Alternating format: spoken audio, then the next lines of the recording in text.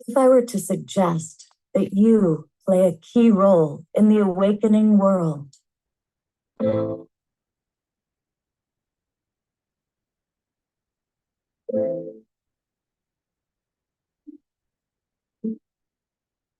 that you are watching this because you have heard the call,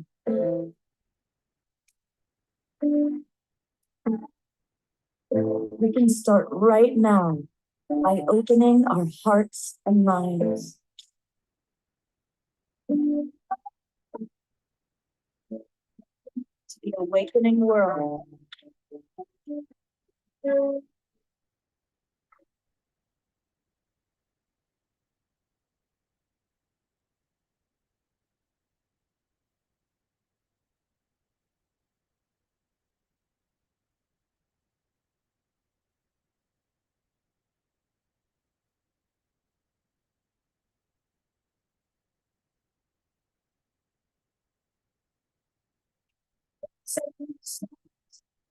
For love boys, we're coming together, stronger than ever, not divided. We come from the same source, our powerful love boys.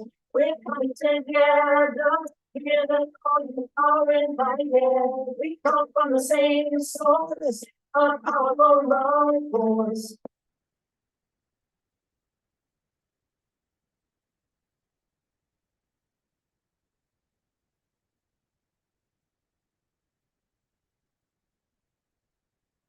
Good evening, everybody, and welcome to the Awakening World. It's been 4 full years, and we are now in our 5th year of Global Peace Tribe shows. And tonight is our special anniversary celebration. And I invited all the major co-hosts that have collaborated with us. And so it's going to be an amazing show with some really wonderful people. And of course, our first person that I'm going to pop the spotlight on, I'm going to show you all the people that are with us, is the co-founder of Global Peace Tribe, Deborah Giusti, who I co-created Saturday Night Alive for the Global Peace Tribe with. So we've got Deborah with us. And also, welcome. Hello, everyone. Welcome. I'm going to bring everybody on board first, then we're going to go back to you, Deborah, and chat a little bit. The person that I also did along, of course, the most co-hosting I've done has been with Deborah, but also I did a lot of shows with Trish Wright. First we called it Straight Talk, and then we called it different things at different times. But we worked together for 3 years, and I am so grateful.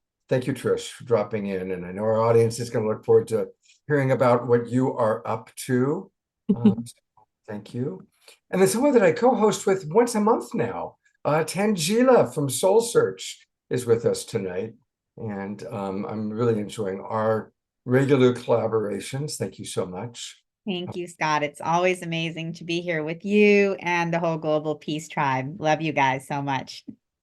We love you.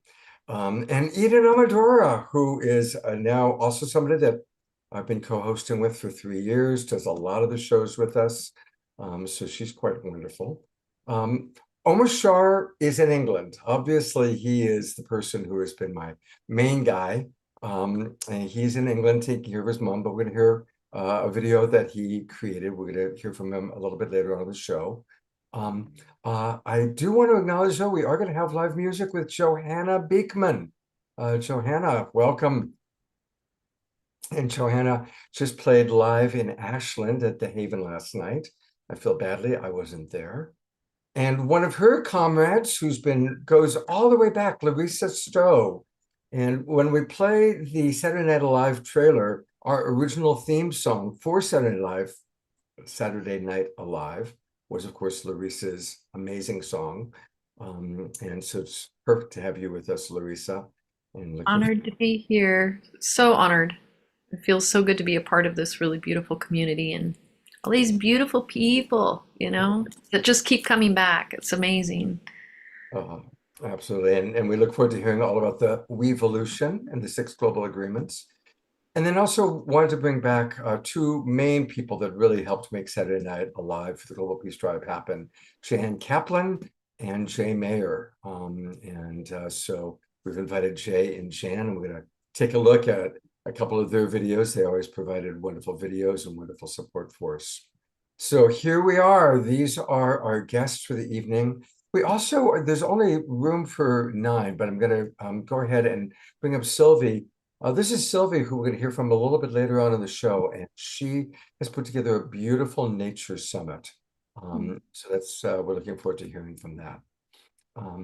And we also have a beautiful video. I did an interview with Maran Williamson yesterday, and she shares her vision for an awakening world. And so as we hear her vision, we want to hear all of your visions. So we're going to hear from our co-hosts, their visions for an awakening world.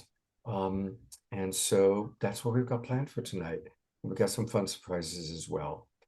But it all began 4 years ago. Now, what's interesting in how life works out, it all started when 4 years ago, we were going to do a fundraising event for our good friend Fantuzzi at Deborah's home in Sebastopol. And then this thing called the pandemic happened. And Deborah said, Scott, we've got to make it an online event. And so we did. And people said, wow, that's kind of cool. We got nothing else to do on Saturday night. Can you do it for another few weeks during this pandemic? Because we all thought the pandemic was going to last a month, maybe 2 months. Here we are 4 years later, still doing shows on Saturday night. But the great irony is I scheduled this about 2 months ago. Deborah and I were talking, working on our calendars, which said April 13th would be our anniversary show. Unbeknownst to me, Fantuzzi arranged to do a party at our good friend Katrina Valancourt's house tonight. So I'm coming to you from a Fantuzzi concert happening downstairs. Fantuzzi will come in and say hello at some point during the show. And then at the end of the main body of the show, I'm going to live stream his concert out to you. So it's totally full circle, Deborah. Yes. And it was so beautiful because we had known each other for 30 years in community, but hadn't really worked together. But at that time, we both got the message. We both got the mission. This is what we need to do now for our community. And we found out our community was not just our Northern California that we knew, but it was global. So we really reached out to thousands and thousands of people all over the world. That was so beautiful and gave them a lifeline during this time when people didn't know what was going on. But bringing together the community from all over and really honoring that it was a birth canal that we're going through, and we're still connected and we're still on mission for the evolutionary purpose of the planet, and we're all connected in love. And that was always the basis of our programs. And what I love too, Scott, is that we went to a lot of the big speakers, Deepak Chopra, Maran Williamson, Greg Braden, and I knew all of them because I go to all the festivals and conferences and asked them if they could be there. And everyone was, yes, we want to help. We want to do something. So this show skyrocketed to a whole other level. And we also reached out to community, and everyone was, yes, let's do this. And this really shows what we can do in the world when we come together and we all on mission and we all collaborate at high levels. And we were getting 50,000 people from all over the world watching Saturday Night Alive every week. So it just became a beautiful phenomenon. And I've gone on Scott, I honor you so much for keeping the flame alive and doing this every single week and continuing to bring the incredible people that we had every week that came on every week. We did 90 shows of Saturday Night Alive. And then, of course, Scott continued on The Awakening World. And what I want to say is I went on to kind of go back into my mission of networking around the world. And I want to say that we are still awakening, even though the world looks like it's disintegrating and all the stuff is coming up, all the dysfunction is in our face. We're really in this purification process, and there's more people awake now than ever before. And more truth is coming out than ever before of lots of things that have been hidden in corruption, in the economy, even UFOs, and healing technology is now out on the forefront. So there's so much is now alive. So as much bad as we see in the world, there is as much good. And we're behind that, and we're all on mission moving it forward. So I'm still really excited. I'm going to all the conferences and festivals because they're all coming back now. And that's kind of my lineage of producing the Harmony Festival for 33 years and networking our incredible community as we all continue to come in our missions and connect and collaborate at high levels. So I love what you're continuing to do here, Scott. As you know, we meet every week still, and I support this as much as I can. And I love all the hosts and all the speakers, and it's just a beautiful thing. So I'm still really on board as a mama to help this and everything we can, whatever spirit tells us is our next assignment, we're on it, all of us here as a Global Peace Tribe. Beautiful. So. Well, I thought it'd be fun to play the trailer, the kind of promotional trailer we created a few years ago. So let's take a little ride back into this Great. 3-minute video, which or 2 minutes and 17 seconds that'll bring back some memories. Which hopefully will play. Oh, this does this sometimes. So if I open it a second time, it should play this time. Oh my gosh. Why is that? So I am going to try a different way. Share sound, advanced. This is a reminder of how we have just continued to learn how to work with Zoom. And anyway, hopefully now it's going to play. Lately I've been having a problem with it where sometimes I've got it queued up, it plays before the show begins, but then once I'm on Zoom, it's being ornery. So I have to find it because I'm using the advanced settings. Here we go.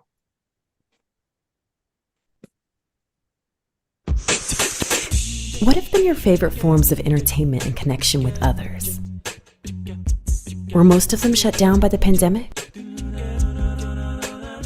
It sure has been a tough time. Out of the dark of an unprecedented year, an incredible online community was birthed. It's Saturday Night Alive for the Global Peace Tribe. Ready for community inspiration and magical moments online? Since April 2020, this dynamic show has touched the lives of people all around the world. Join prominent luminaries, musicians, magicians, and comedians. This is your chance to relax and enjoy uplifting entertainment and inspirational messages from the comfort of home. Together, we are creating a new paradigm. Saturday Night Alive showcases internationally acclaimed speakers, best-selling authors, and wisdom keepers. Let them illuminate your path with tips, tools, and insights. It also sheds light on many timely topics. Discover how to master your relationships. Dive into the secrets behind ancient history. Receive deep wisdom from indigenous elders, and much more. Dance along to live performances with high-vibe musicians and hear what these brilliant performers have to say. Experience major artists from the Conscious Festival circuit and beyond. You'll be dazzled by our conscious comedy, magnificent magic, and spoken word. The show is meeting our needs during these critical times. Saturday Night Alive delivers inspirational wisdom, community connection, and positive vibes. Join us every Saturday night, 6 p.m. Pacific, 9 p.m. Eastern, or catch the replays. Register for Zoom Room access. Enjoy live chats and a pre-show experience with presenters and the Global Peace Tribe. Saturday Night Alive for the Global Peace Tribe. Find out more and register now at globalpeacetribe.com.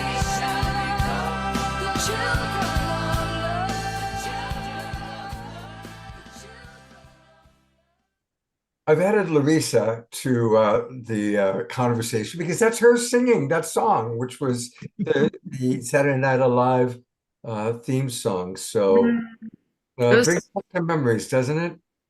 It does.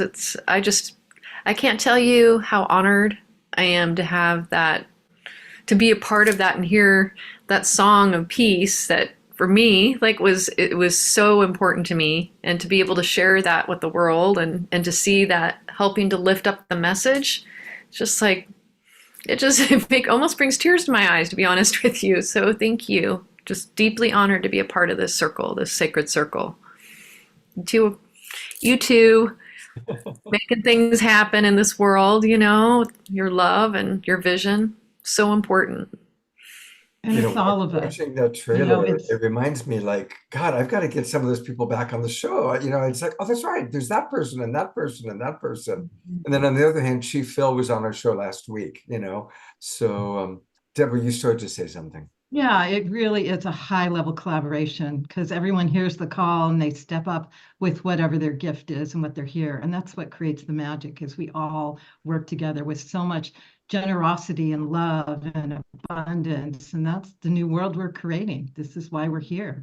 This is why we're going forward. So more and more of this at next levels is what I see. Yes, please. That was one of the great things that really happened during the pandemic, is how everybody did, at least in our tribe, in our world, like Deborah said, everybody we asked came in.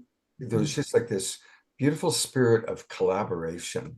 And the collaboration continues because just coming up this Thursday, April 18th, Deborah is producing a live event in Sebastopol, which we hope anybody in Northern California will come to live.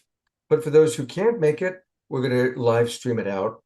And it's going to go out to our Global Peace Tribe family as well.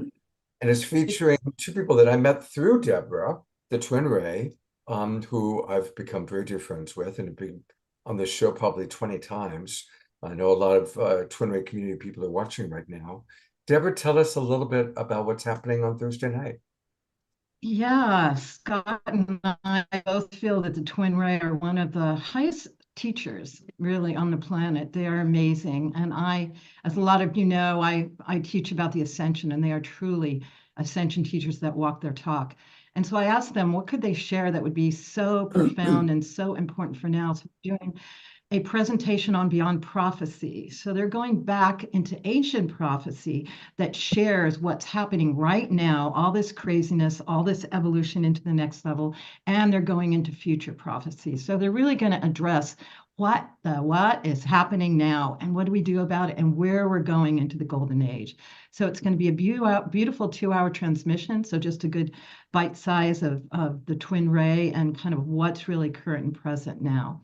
So you can sign up at sovereignsupersisters.com, or if you're part of the Global Peace Tribe, as usual, it's going to be broadcast to all of you. So that's great.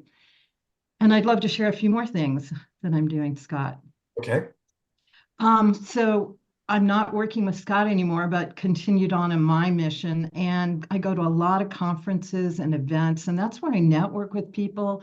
It's a lineage of my Harmony Festival. Right now, I'm at the Alchemy event in Los Angeles, and there's still one more day, and it's a high-level spiritual metaphysical event. So if you're in Los Angeles and you want to come to the Alchemy event, I'll put the link in the chat room, but it's alchemyevent.com, and mention Deborah, and they'll give you a super discounted ticket for the last day. And then I have my Wishing Well portal that shares about all the festivals and the conferences that are coming back, as well as online programs. And that's wishingwellportal.com. But I've also got into another new paradigm business, which is basically what I do, is sharing scalar wave healing technology through the EE system. This is new technology that's here now to help heal us in so many ways that we're becoming ill from the toxins, the pollutions, the autoimmune diseases and all that. And I have a center in Sebastopol, but through, we're going to be broadcasting it online, the founder, Dr. Sandra Rose Michael. So watch for that. That's going to happen June 9th. So I'm continuing to sit on the cutting edge and bring through what is next, because that's what we're all looking for, is how we're going to continue to birth this new earth now, not be brought down as everything, all that is dysfunction in the world tends to crumble and crash, and the new world comes up. because that's what we're here for, is to work together and support each other and build this new earth now. And I'll put everything in the chat room. Beautiful. Deborah, thank you Love for you, Scott. continue to do, for some of us go way back to when she did the Harmony Festival for 33 years, which was everybody's favorite festival. And look forward to seeing what collaborations we get to do next. And I'll see you on Thursday night. Okay. Love you all, everyone. Thanks, Deborah. Well, it's always been about combining music with wonderful presenters. And someone that I met again through Saturday Night Live was Johanna Beekman. She became one of our most popular musical artists, but then she and I now also co-host. And she's been a wonderful co-host. We've done a few shows together. But tonight she is our live musical artist. Welcome, Johanna. Hi, Scott. It's great to be here. Can you hear me okay? For some reason, Yeah. I sound quieter to me here. You sound good. You sound good. Wonderful. I just turned my end down. This will help if I can hear. Awesome. So Now, it's so before good you to play a be song, what's your memory from that time? Is there anything that stands out for you? Yeah, it was a really intense time. And I just remember I was actually on tour in Los Angeles when the pandemic hit, and I was alone in a cabin for a whole month near Los Angeles. And I started this international music video thing, and it got really huge, and everyone said yes. Krishna Das and the original teacher in India, that's Mantra Sangha Health and Healing, kind of got birthed there. So I started doing my own thing. And then we met really soon after that, right when I got home and figured out, okay, I got to set up my studio different. I got to be able to do all of this, lighting, sound, and, it changed because I've been touring, It's a different world, and it was just a really great opportunity when we started to connect because I just created the video world and was really enjoying using a different side of my artistic brain to work in these realms. And you were doing the same thing, bringing people together. And I just have so many incredible memories of Deborah when you were on there, and Scott. We had all of those really big names right at the beginning. And, I had been at a few conferences with a few of them, but thanks, Deborah, for all of your connections. I mean, it takes all of us to, I call it pollinator, like is what I call myself. I think you're the master J-Ma, the master pollinator of the bunch. And so thank you for your selfless service and years of devotion to this community, and you just paved the way for the next generation, which I seem to be in. So thank you, Scott, thank you, Deborah, thank you everyone in here who's contributed and created this beautiful community that we all really relied on during one of the most hard times in my life. And I think we could all probably raise our hands and say that it was also difficult. So, but it was also the most heartening time because we all got to connect in a different way wherever we were. The tech revolution has brought some blessings that, Scott, you have run with. So thank you. Every Saturday night for 4 years. Dang, that's a lot of life that you've dedicated to this. I'm putting into the chat box your Mantra Sangha video. I had actually thought of playing it tonight, but since we get to have you live, we're not going to do that. But everybody, this is one of the great videos that I've seen. It's her Mantra Sangha video. I don't know how she did it. She has people from all over the world, Krishna Das playing music, dancing. It's an incredible, very inspirational video. So for those of you in the Zoom room, I'm putting the link into the chat box. You can also find it on her website, which we'll take a look at after her song. What song do you have for us tonight, Johanna? Well, this is one that will be released. Oh, we can't hear you. Oh, what happened? Not at all? Something happened. You're almost like the mic is out. Oh, no. Hello. Yep, Aha, there we are. Yay. I just unplugged it a little. That doesn't work as well. Awesome. So this is a song that I have yet to release, but I'm sure I played it on your show before. But when we were talking about Deborah as the Ma, I was thinking of all the divine mothers in the Hinduism tradition. And there's this song that we can all sing one chorus together that's just Ma, Ma, Ma. And then I'll sing about kind of the next generation. This is about how the children are paving the way for the new world, and we are here to help them usher and listen rather than create ourselves. So, All right. And remember, everybody, to move and groove to the music, because you know all I'll be right. spotlighting people dancing. This is called In Unity. Ma, ma, ma, ma, ma,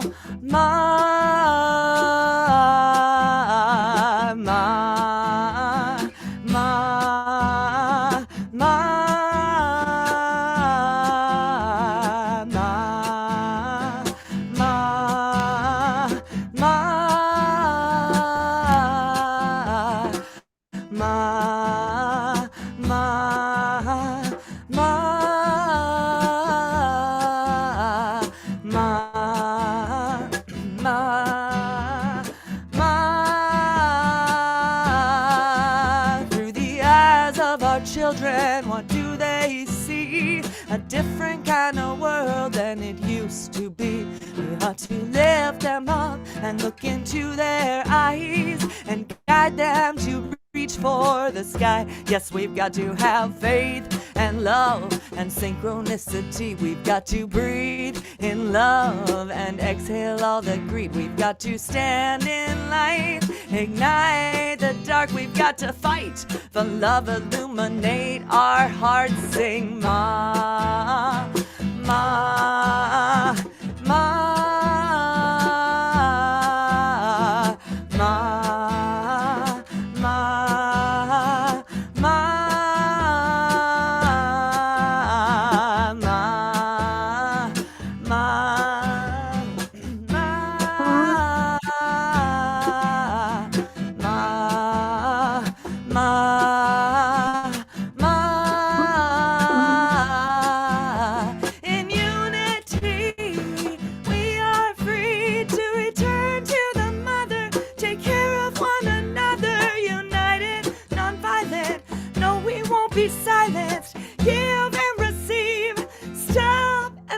So I stop and breathe, I stop and breathe, I stop and breathe, just stop. I had a late night show, just a second.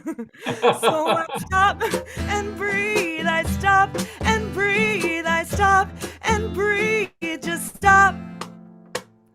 Sisters and brothers, a change is gonna come. A change is gonna come. Daughters and mothers, a change is gonna come. A change is gonna come. Children empowered, a change is gonna come. A change is gonna come. Balance of power, a change is gonna come. A change is gonna come. A change is gonna come. A change is gonna come. Sing ma, ma, ma, ma, ma, ma. Help us birth light and love, yeah. Help us unite in love. Helps us birth light and love, yeah. Help us unite in love, yeah. Help us have faith and love. Help us spread grace and love. Help us birth light and love, yeah. Help us unite in love, yeah. Ma, ma, ma. Help us have faith.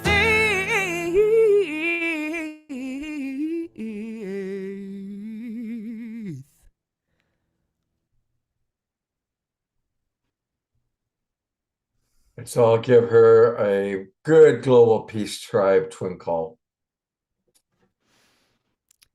And let's give a little twinkle to Chad on the drums. Thank you, Chad. I so appreciate Chad, who I've gotten to know when you've come to Ashland and all the support he provides. Thank you so much. Yeah, and I wanted to just pop in and just say I have been on the road touring my butt off again, singing at all the yoga festivals, singing my Dharma path, and I had one moment that I wanted to share here in this community because I was in my friend Sienna Sherman's class, and for this time I got to actually practice and be in the audience because I'd been working so hard, and I usually play for her, and I got to be there, and someone hurt themselves next to me, and I'm that person who's like, okay, I'm gonna go get ice, and I kind of produce as well when I'm at a festival, and this woman just kind of froze when I went to get her ice, and she's like, I'm sorry, what's your name? And I'm like, I'm Johanna Beekman. She's like, what? I've been watching you on Global Peace Tribe for years. Her name was Janet, I think.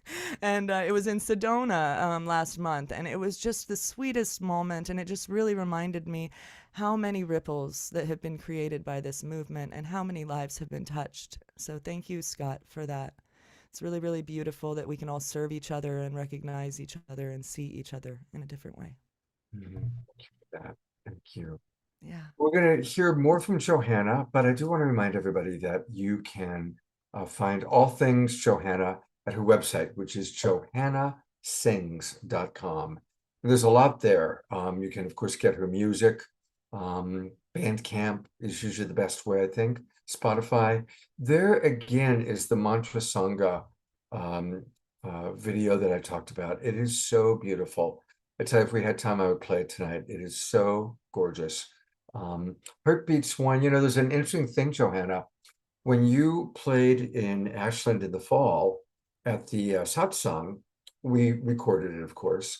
And there was a prayer that Sanandaji led, and you played that song kind of in the middle of the prayer. It weaves in. Well, that prayer, we play it every day for the last 4 months. So the entire Twin Ray community hears that one heart song every day during Sanandaji's prayer. So it's amazing how these things carry on. We can't hear you. You're muted. I am not muted. What is happening? But now you can hear me. now we can hear you. Wonderful. We like I was you. just saying, I think you have inspired us to shift our direction and play Heartbeats One for our second song, potentially. Thank you so much. That for would be this. awesome. That would be great. Yeah, thank you. I know the Twin Ray people would love that too. Oh, Sure. yeah, that would be beautiful. All right. I look forward to it. Well, as Deborah was saying, we had the experience of different people being available, and it was really amazing, all the people that we were able to find to get onto our show. And one of the people that has continued to be a big part of our show is Maran Williamson. And I did an interview with her yesterday. And I'm going to check and make sure that the video is queued up and will play, because these videos have been a little bit ornery. Most of you know that she is actually still running for president. Now, an interesting thing happened. Of course, she ran 4 years ago, and then she ran again this year. And in late January, one of her key people that I work closely with let me know that she was getting ready to quit the race and that she was feeling pretty discouraged. And so we decided we wanted to really honor her. And we had arranged to do an evening with Maran Williamson on Sunday, February 4th, whatever it was, 2 months ago, knowing that she was probably going to wind down and quit the race. So I arranged for Andrew Harvey, Michael Beckwith, and Catherine Woodward Thomas to all provide beautiful videos acknowledging her. And she didn't know that we were to do that. She came on to do the show. She was exhausted, depleted. And when she saw these videos and our Global Peace Tribe loving her up, she just broke open beautifully and shared what it's been like running for president and how hard it's been. The fight with her own Democratic Party. She's running as a Democratic nominee. And she shared very deeply, and it's very profound. And she did indeed, a couple of days later, she left the race. But somehow she got invigorated and came back into the race and is powering in. And I did an interview with her yesterday. Every year she does something for our anniversary show. She's done it 4 years in a row now. And you'll see, for those of you who saw her on February 4th, she looks quite different. It's like she's just gotten a beautiful wave of inspiration. And so this is my interview conversation, really, with Marianne from yesterday. And then I really want to hear from our co-hosts. I want to hear from Rev Deb and Trish and Eden and Larissa, their vision for an awakening world, and what Marianne has inspired within you. So, and I certainly want to hear from everybody in the audience. So please fill up the chat box with your thoughts. And here we go with Maran Williamson. We are delighted to have Maran Williamson with us on this special anniversary show. She's been with us every anniversary. She's one of the very first celebrity people we had on Saturday night for the Peace Tribe, Saturday Night Live.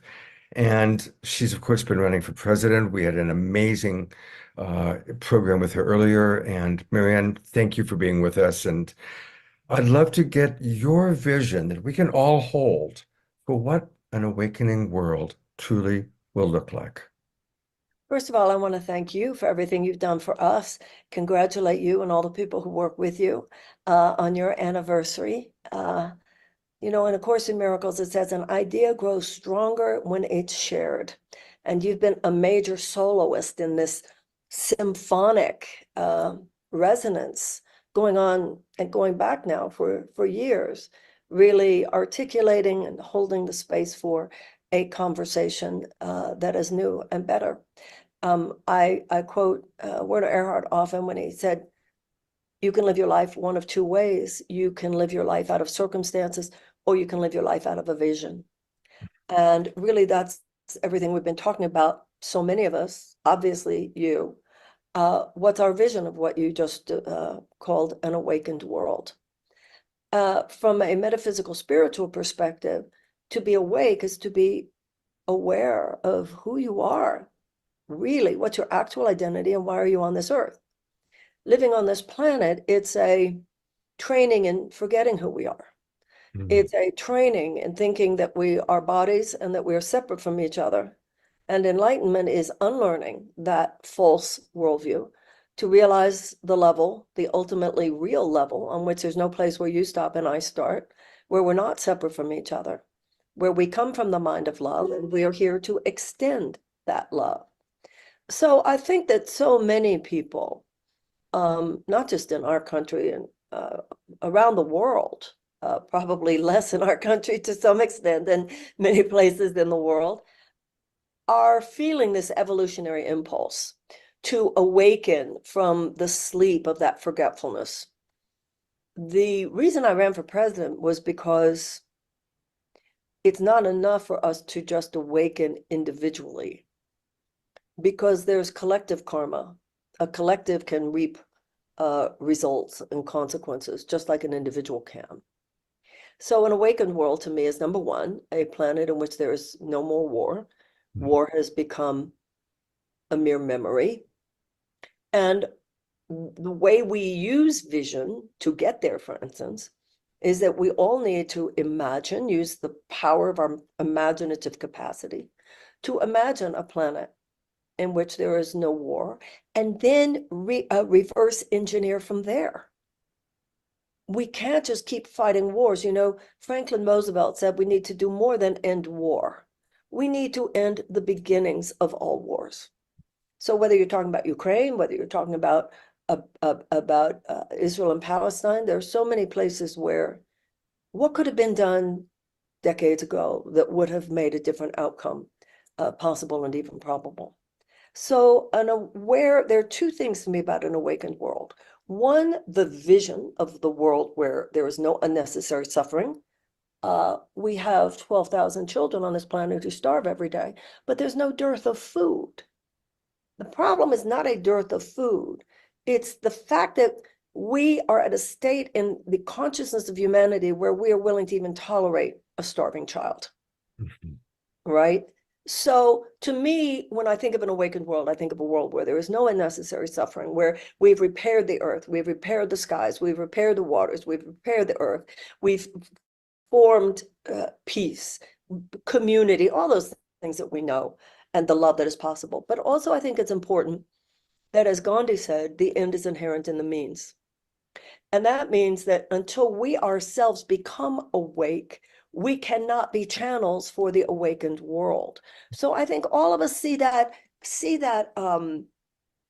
challenge within ourselves, not just how they should be more awake, but how we ourselves need to be more awake. Where are the places where we are choosing fear over love, judgment over blessing, victimization over genuine triumph, through more pure and loving thought. So that's the name of the game right now, as I see it, and I think so many of us are joined in that, don't you?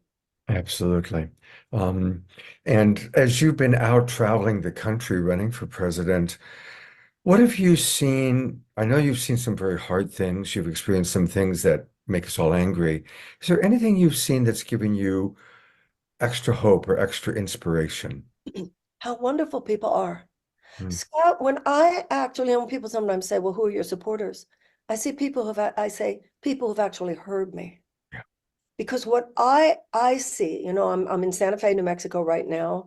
The famous jazz musician Stanley Jordan is even going to be there opening tonight. What a support that is, as well as tomorrow night in Albuquerque. What I see are people who I believe are the vast majority of Americans, who are decent, Mhm.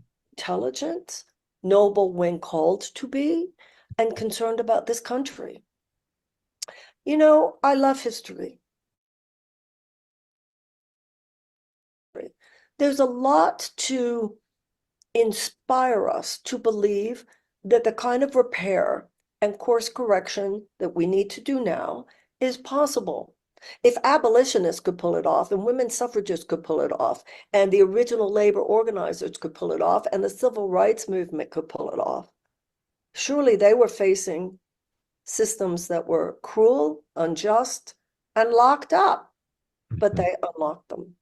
And so what I see that gives me hope is just the people I meet at my talks and who come up to me, not at my talks, but tell me that they love my work or love the campaign.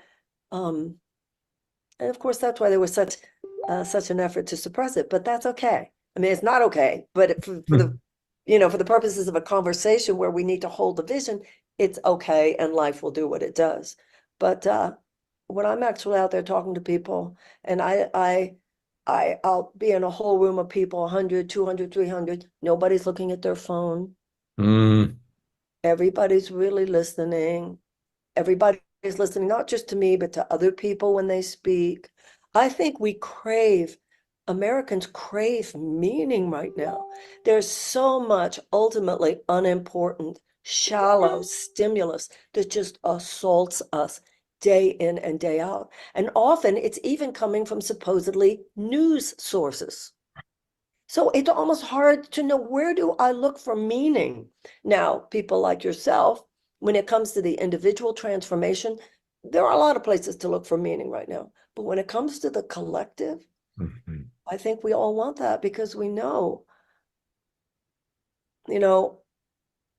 9/11, when 9/11 occurred, a woman who I knew, a friend of mine, was on one of the planes. She was going from Boston to Los Angeles that morning Oh, because her son was in a rock and roll band and she was going to hear him.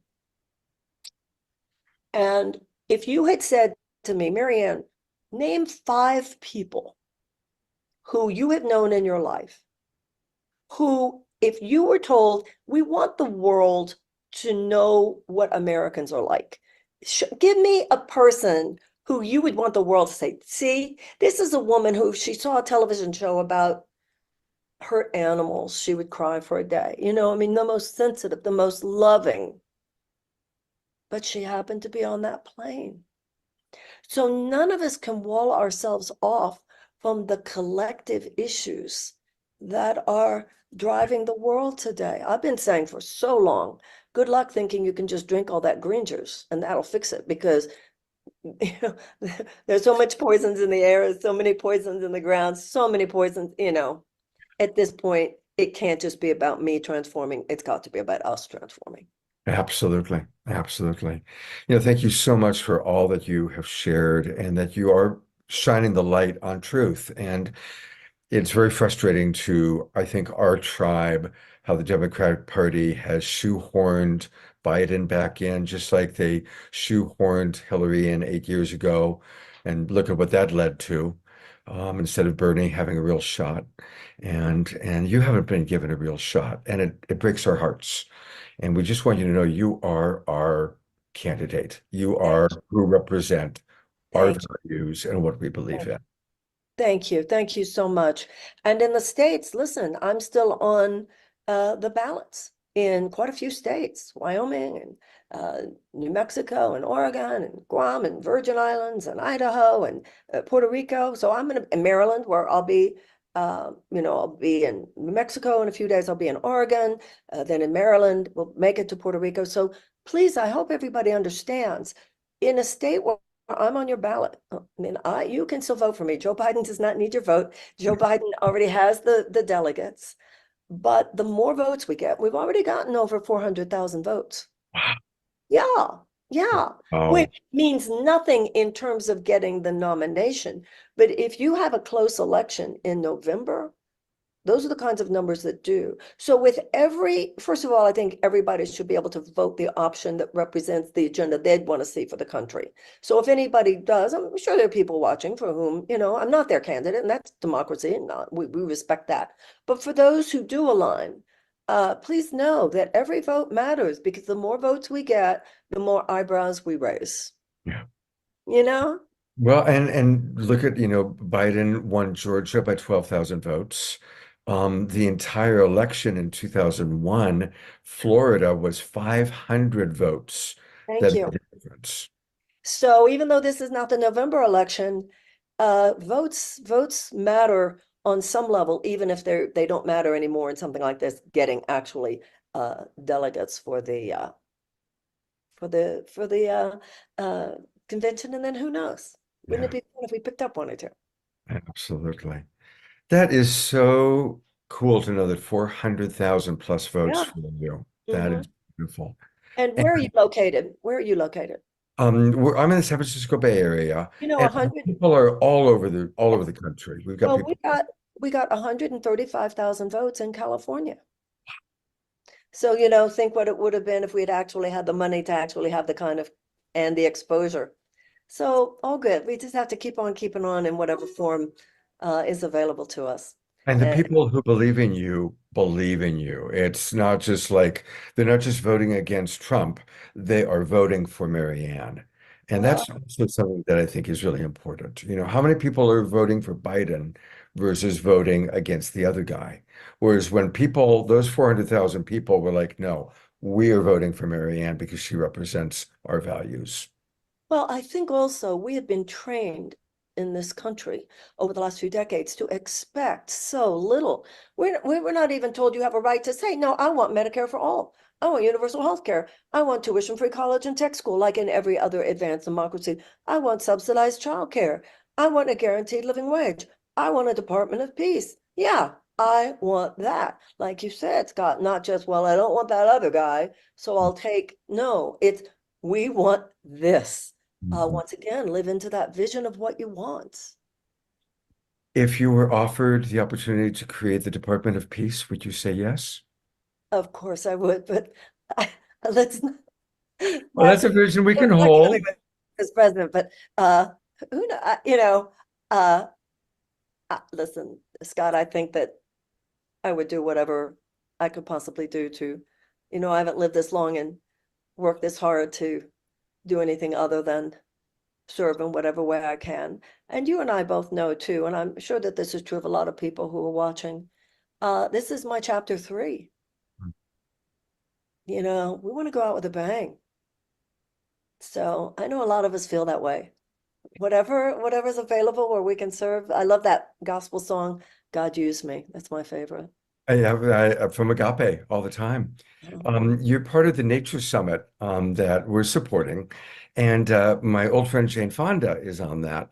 I ran a camp at Jane's Ranch for 11 years in Santa Barbara, and she coined the term that we are now in our third act. And Mhm. we're in our third act, and it's the third act is when it all comes together, when all the different things we've learned and grown come together and resolution takes place.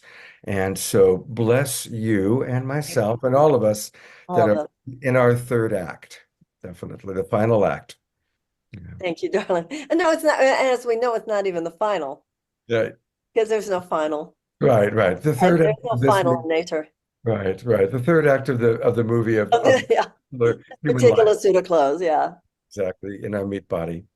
Thank you so much, Scott. God bless you, Marianne. Thank you so much. Have a great time at your event tonight, and thank you for taking Thank you. time for And the congratulations to you. And I know I thank you on behalf of everyone who's part of this tribe, as you say. Thank you for all that you contribute.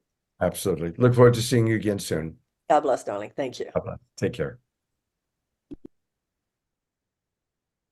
So I've brought up five amazing women that I love and adore that have been co-hosts for these shows, and want to hear what each of you say. I'm going to just start with one thing. Did you notice how she was just beaming when the suggestion was made about starting the Department of Peace or running the Department of Peace? So let's all hold that vision, because that's a possibility. That could happen. That is in the realm. So I'd love to hear each of you what you'd like to share in terms of response to what you just heard or your own vision for an awakened world. Go ahead, Larissa. Well, what really comes up for me is, this is a time of a really big contraction. And that contraction, we see that as war, we see that as polarity on the planet. We're feeling it economically in all these different ways. But the truth really is that this contraction always happens before there's a really big expansion. And if we're going to move from like this idea she was talking about of war, I don't think we can even think about it in the same way. It's like, rather than focusing on being different, like how do we stop war, rather than thinking about how to stop war, what comes up for me is like, how do we create the new paradigms of really focusing on what we want? So coming from that place of, okay, I want to, like what we're doing here, which is, and Deborah brought up like how we're all weaving, and you bring up, Scott, it's like we are truly collaborating from this place of love and weaving together. When we come together in this inspired space of love and remembering what we come from, because that's just who we are. But it's like this necessary forgetting in order to grow, right? And if we choose to really create from that place of love, we won't even be in a space of even thinking about creating more from war, because it won't be me, mine. Because when we gather together and we're here to support each other, that just doesn't even exist. And we're not trying to change what is out there, rather than come from what we want. So, talk about, like awakening. I think the awakening is just remembering and acting from that remembering together in that collaborative space. And it has to be the we of us. This is really, I've said it so many times, but there is no more evolution without weevolution. There just isn't. We're being asked to not evolve so much as we evolve. Like, how do we do this together? How do we move from that place of collaboration that is centered in love? So that's the gist of it for me. That's what comes up when I, hear her speak, and when I think of what we all stand for here together. I love what you're saying, Larissa. It does take collaboration. And what many of us, even in our community here, are unwilling to see is how we show up in choosing not collaboration, but in choosing to dig into our beliefs and into the violence of being right. And so I think that what it really takes is for us to sit in the discomfort of our own terror of being separate from ourselves or from God or from any of the materials that we long for and desire, and to actually like to look at that insecurity and that not enoughness. I mean, individualism is kind of killing us all in the world. Yes.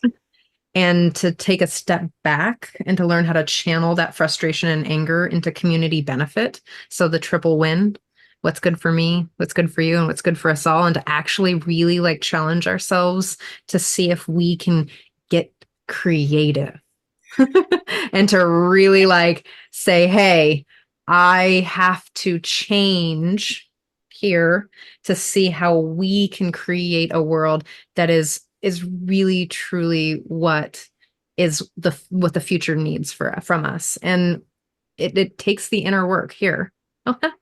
And what I want to say also is that, so I hang out with Gen Z all day, every day. Like, these are my people now. And I think about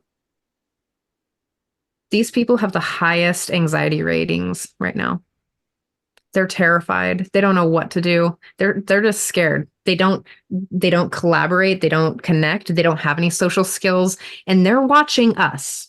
Like, we are their mentors right now and in the world. So if we really, really want to change the world, we start fostering our love into the communities of these kids. Because guess who's going to really change our lives when we all stop working? Like, they're our future. So if we can really support them and make friends with them and like say hi to all the kids wherever you are in the world, and to really just like promote them feeling safe, it's just going to change. I say yes. That's beautiful. It's really, we need to rise up in that way and we have to be the examples, and we have to walk our talk. We have to do it. It's like, it's the time is done of us just talking about it. It's like, how do we really embody that transmission and lead the way for those kids and for ourselves, for each other, you know? And I swear to God, we're like still toddlers at it. Like, we talk a really good talk, but we're toddlers. And I say that even for myself, you know. It's like, you know, when the triggers come up, you know, in community, and how do I be with that within myself, you know, and the way the world is, we're all looking at each other now, you know, we all see, and it's like, if there's out of alignment over here, it spreads really fast. Like, we all know stuff about each other. You know what I mean? You can't help it anymore, the way social media is. And so it's calling us all forth to really deepen and move from that I, me, mine, really into what you're talking about, which is, it's the we. You know, and how do we take care of each other? How do we have each other's back, instead of focusing so much on how do I get where I want to go? That's done. It's just that's the way that's been hurting us. It's been killing us at the core to be, you know, moving from that place. So you're right, Trish. You're so right. You know, we do need to be that. If people are feeling really inspired, which I imagine almost everybody is, by what Trish and Louisa are talking about, I want to point you to two things that I put into the chat box. This is an amazing one-page document, the 6 global agreements of the Weevolution. And Louisa did an entire 3-hour show with us. I've also put the link to that show into the chat box. It's a beautiful show. There's a beautiful video she created, and there's these 6 beautiful principles to create the world that we all want to create. So I really want to encourage everybody, save the link to that video, watch it tomorrow, or watch it soon. God bless you, Larissa, and the Weevolution, and Trish. You know, as each of you speak, it's like, oh my God, I just love each of you so much. And I want to hear from Rev Deb, Eden, and Tangela. I'm going to put the spotlight on Rev Deb. Most of you know her, but she is who helps to run the Evolutionary Leaders Network and the Source of Synergy Foundation. She is tireless in her commitment to evolving our planet, and she's just really, really cool. So Rev Deb, I'm going to put the spotlight on you and love to hear what you'd like to share. Well, thank you, Scott. I love being called cool. Thank you so much. First of all, I want to start by saying what I love best about the Global Peace Tribe. And that really starts with the name, the Global Peace Tribe. The minute I heard that, I knew that you and Deborah were up to something really special. That you are gathering the tribe in a way that's so important. Everybody talks about our need, our yearning for community. And not only have you gathered an extraordinary community of people who are leading this evolution at every level, but you also have committed yourself to showing up for that tribe every single week.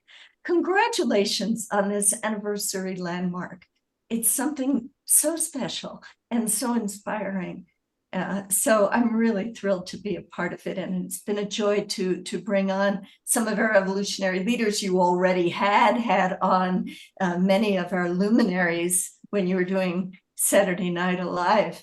And I love that since then you've asked me, who can we bring on that people don't know so we can share their work? And what I just saw in the comments to Marianne's video is the extraordinary level of alignment in this community. So everybody's nodding yes to everything that everybody else is saying. Where do you see that, especially in our divided world today? And I also want to say a few words about this interview that you just played with Maran Williamson, which I thought was just beautiful and deeply touching. I've actually known Marianne for, I hate to think about this, but I think it's kind of like 40 years.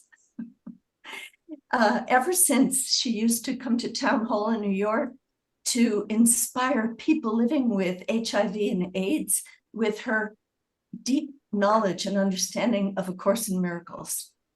And she was such a gripping speaker that she could fill this huge theater in New York week after week, just speaking and answering questions and being available to people, and especially to people in deep need.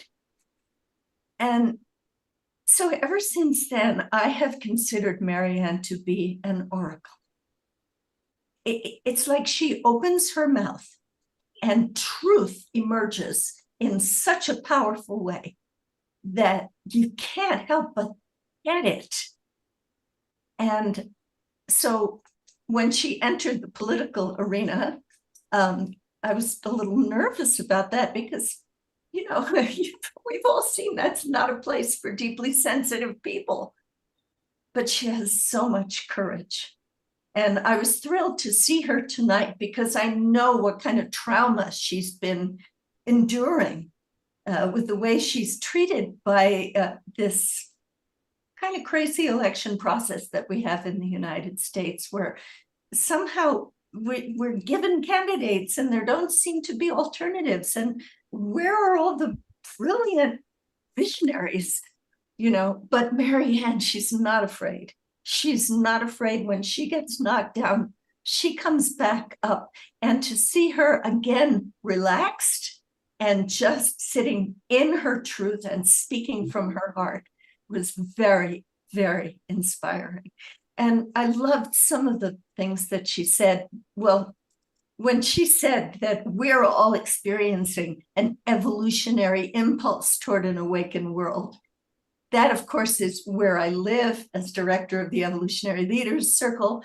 It's all about that evolutionary impulse. And I believe that's what brought all of you here to this program, is that evolutionary impulse toward an awakened world. You feel it deep in your soul, and you know that you can be a part of co-creating it and bringing it into manifestation. And that is the hope that we need to hear. And that's why we tune in from week to week to listen to one another. And Scott, I love this about your program, to dance with one another. So thank you for bringing on artists and musicians and people of spiritual wisdom, and it's a cornucopia of riches. And I'm delighted that so many have gathered to celebrate this anniversary this evening. And one more thing, I want to see Marianne's fourth act. There you go. Well, that means we're all going to have a fourth act. Why not? Absolutely. And by the She's way, not done, and neither any of us. not at all. And by the way, we are going to do a full interview, and everybody put this in your calendar, on Wednesday, May 15th. Wednesday, May 15th. We're going to do a full evening with Marianne. It'll be live, so all of you can come on and ask questions of her. So, Rev Deb, I love calling you Rev Deb. And we need to get on and work out a show for May, because we talked about doing a show together in May, and May's coming up. And again, which evolutionary leaders have we not had on the show yet that we can feature? So I want to just remind you that I'd love to see us create that in May, and if not May, definitely early June. I'm at your service, Scott. I love you very much, and Deborah too. Absolutely, I love you too. Well, we're going to hear hopefully from everybody here that we haven't heard from yet, but I'm going to bring Tangela and Eden back up. And they've become friends. I don't know if you met through me or not, but Yes, you introduced us, Scott, and we got to meet in Sedona. all right. Okay, good. Well, you both are amazing, and I love co-hosting with you, and we still collaborate frequently with both of you. Would love to hear from both of you, your thoughts, and what your thoughts are. Let's start maybe with about Marianne, and then of course I'd love to let the audience know what each of you are up to right now. Sure. Well, I loved the interview with Marianne, Scott. It was so beautiful, and it was also so beautiful to see that transformation in her energy from that, the previous interview where we saw her where she was really raw with all of us about how much she had been really going through to, bring this message, this, new message. And it was just great to see her in her full power. And I think, what she's doing is so important, because it's not about her winning this election. It's about, the transformation of consciousness that is going on right now. And she is a part of that. She is opening up these discussions at a really, really grand scale in the political arena that haven't been happening, and, she said, it's not that there's any dearth of food. It is just our collective consciousness that tolerates that even one child can go without food. And that is the truth of why is there war? Why is there poverty? Why is there environmental degradation?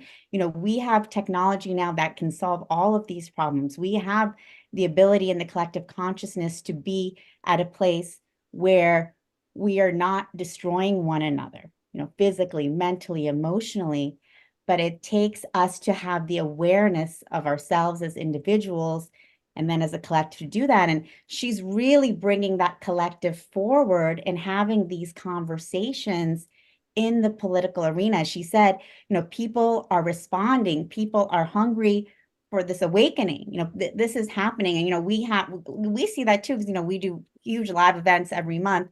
And people are asking the questions. They know that the world around us that we have been taught is the status quo, is not real. And now, as together we step into our power as individuals, we can begin visioning and then creating that new future together. And Marianne is really bringing the people, bringing this whole country onto this new collective effort. And, and Scott, what you've been doing with the Global Peace Tribe, bringing everyone together here in creating that frequency, in bringing these conversations to light so that we can start having them with more and more and more and more people. It's not just for us to have in the new age community or in the spiritual community. These are the conversations that each one of us, want to start having, in the schools, in our workplaces, everywhere, where we can begin to start understanding that the programs and boxes of fear, separation, are just boxes that have been created. And that's not the reality that we have to be living in any longer. The separation, based on, all of these false paradigms that we've all held on to for so long, they are now ready to crumble. And, it's a big shift that's happening. And I'm just so grateful for Marianne for bringing this to like the national, political context and forefront.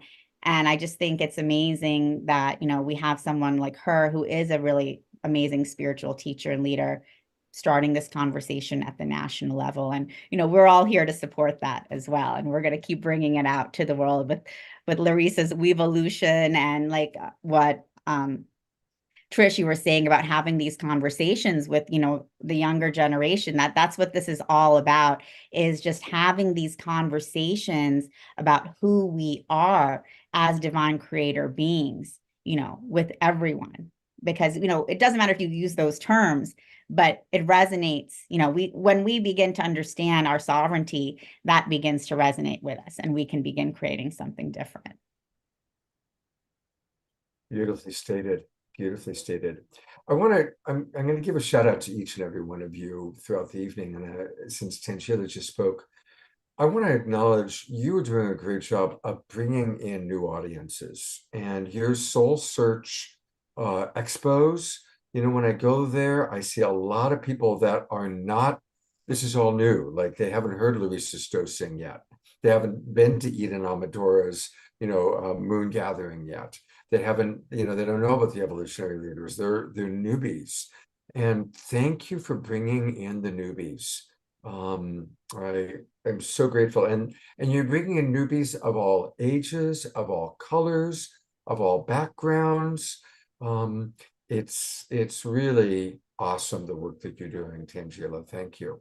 Oh, thank you, Scott. And yeah, it's exciting. I mean, many of you all here have been to our Soul Search Enlightenment Expos, and it's amazing. We have people from every walk of life, completely new to spirituality, old, young, Black, white, Hispanic, just people who have never heard of being a starseed, who've never even done a meditation, will come in and walk in and they'll say, I'm not even sure why I'm here, but I was called to be here. And suddenly they go and get a reading, or they go listen to a lecture on Akashic records, or they, and you don't know what opens someone up. But once people start opening up, there's a whole new world out there. And it's just really amazing to see. It doesn't matter where you're from or who you are, what your background is, your soul resonates and your soul knows. And once your soul begins to hear this language, all of a sudden sparks start flying and a whole new world is born, so it's just amazing to see. And Scott, thank you for all your support of Soul Search and everything that we do, and the whole Global Peace Tribe community here. We're here to keep the community growing and growing and growing. For me, I love to see, we have over 1,000 people at each of our, register for each of our events. We have 2 per month at the minimum. And we just want to keep growing and having more, because for me to see, and a lot of young people, a lot of young starseeds come to our events, which I love. And they're like, we are looking for something like this. We had one in San Francisco where one of the performers from the drag brunch came and was like, I love this. We need this. We need this for our community. We need this for every community. Every community is searching, seeking, looking for people to connect with in a non-judgmental way, without separation and without fear. And, we have that available through all of the amazing teachers and guides. So if you are interested, just go to soulsearch.io and then /expo. So you'll also see if you go to the main thing, make sure you sign up on the email list and look at all the places they're doing the expos: Carlsbad, Santa Cruz, Buena Park, Emeryville, Scottsdale, San Rafael, Santa Clara. And every time I look, she's added 2 more cities. So We actually have one this weekend in Carlsbad. So for any of you that are in Southern California, definitely come by Carlsbad. We have John Gray giving an amazing talk on enlightened sexuality tomorrow, as well as other incredible practitioners and healers speaking about quantum healing, feng shui, and of course, lots of incredible practitioners there. So for those of you who are in Carlsbad, come check us out. And then we'll be in Santa Cruz, Scotts Valley in 2 weeks. We'll have doctors JJ and Desiree Hertalk there, Alan Steinfeld doing a class on remote viewing, and John Gray again will be there, and many more. So, we love to see everyone live and in person whenever we can. Beautiful, great work. And we'll be talking to Tangela more because we're going to talk about Soul Search TV, but we have not heard from Eden Amadora yet. And so I'm going to put the spotlight on you, Eden. You've brought some of my favorite shows you've co-hosted, the work with Mary Magdalene, and just the beautiful divine feminine energy that you bring in the way you carry yourself in life, and in the work that you do. So thank you so much for being such a big part of Global Peace Tribe. Thank you, Scott. I feel so honored. And you are holding the frequency. You are a compassionate, embodied, sacred masculine being. So thank you for what you're doing here. And I was too with Tangela on the show with Marianne. And wow, I'm so delighted to see her now in the interview that you played, Scott. When we had her on the show in February, I got the opportunity to ask her a question about the divine feminine.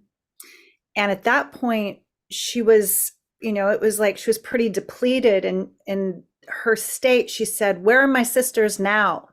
And it was like there was a lot of charge. It was like, where are you in the 11th hour, the dark hour when I need you? And I feel like she was really lifting the veil on how the divine feminine is so much about collaboration. And she now, I can feel, is feeling more supported. And that feels really, really good to see that and feel that.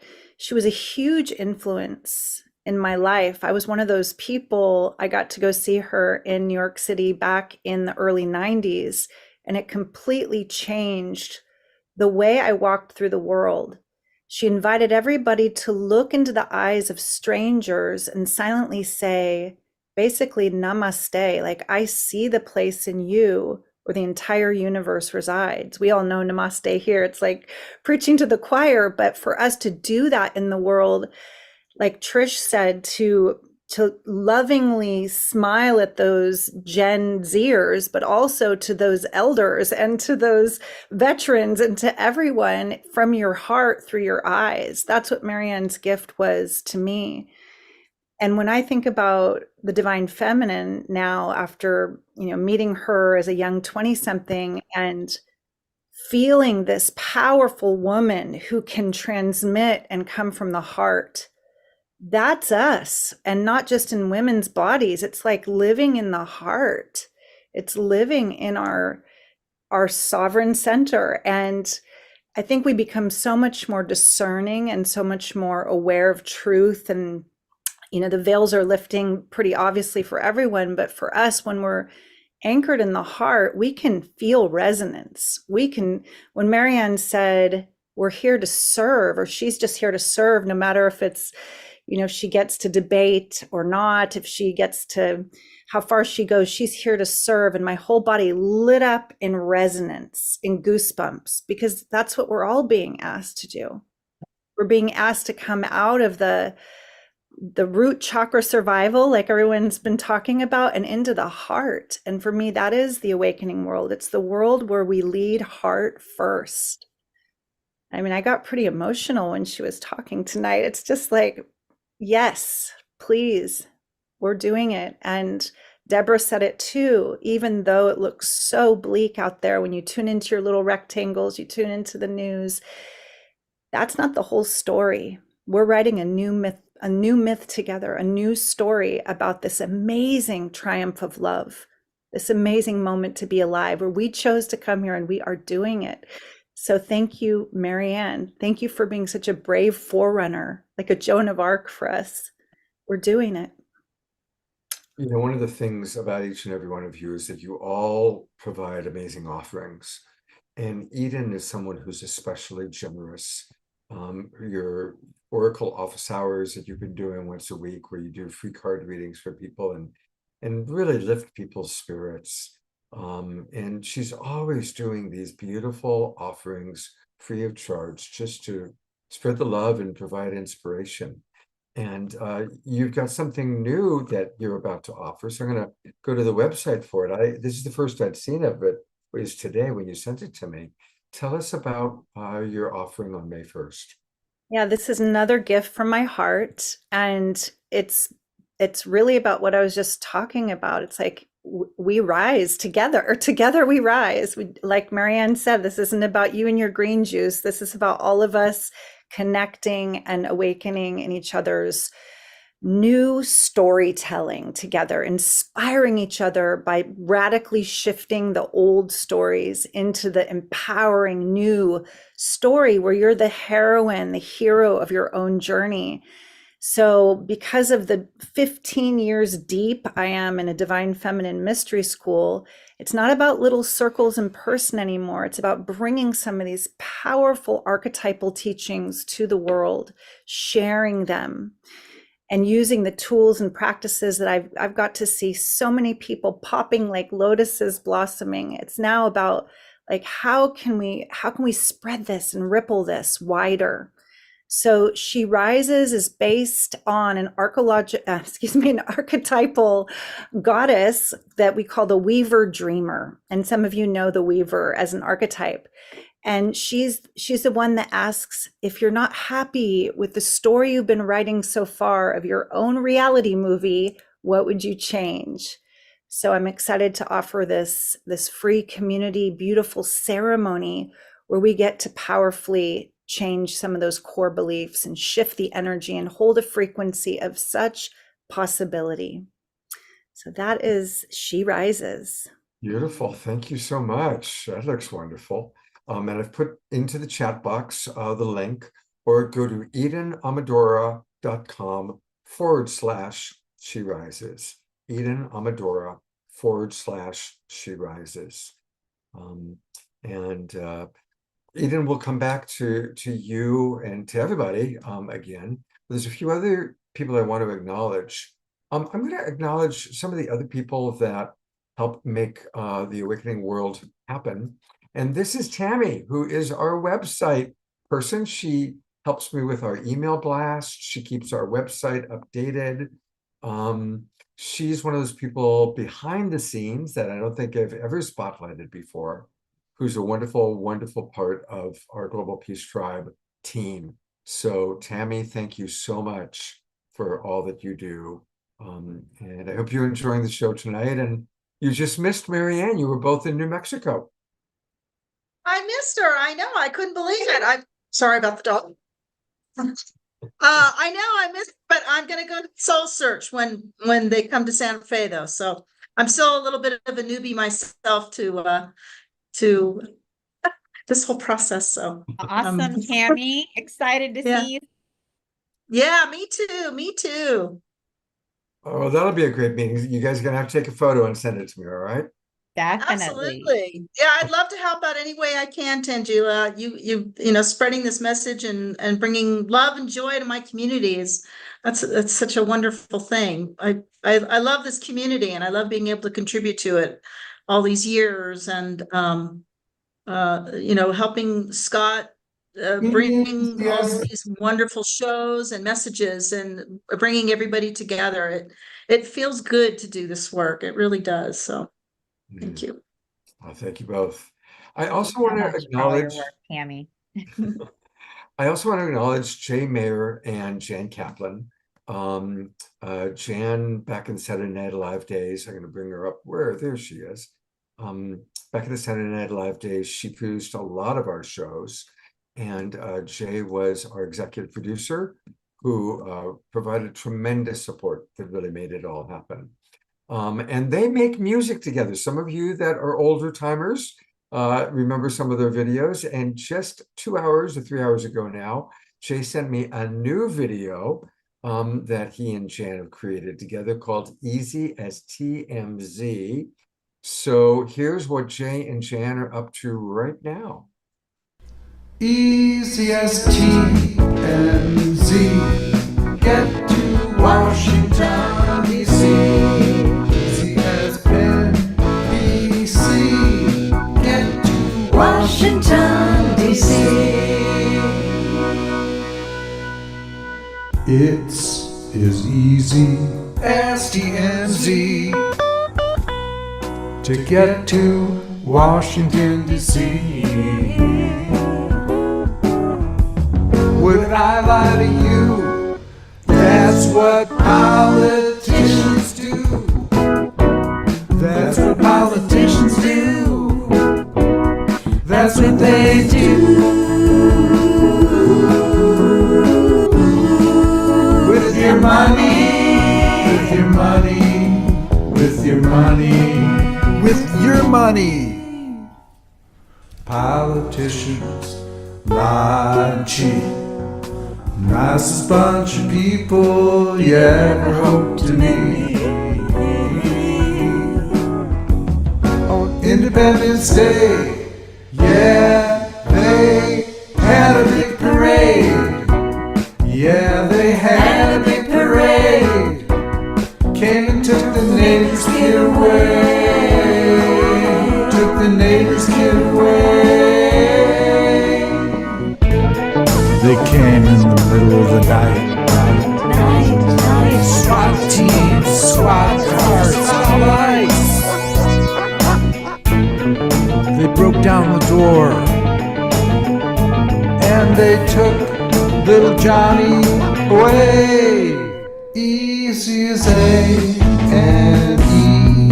Get to Washington, D.C.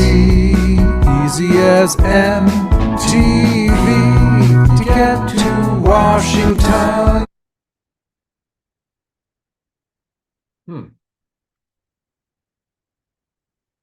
Well, I don't know why it's frozen.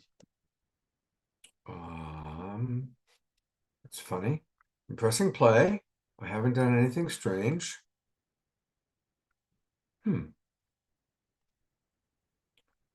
Well, I will have to put the link into the chat box and people will have to go watch and see how the video is. Try advancing the cursor just a little bit and then hitting play again, like physically move it. You know, the Yeah, that's what I just did. It's funny, I've been having issues. So here it is.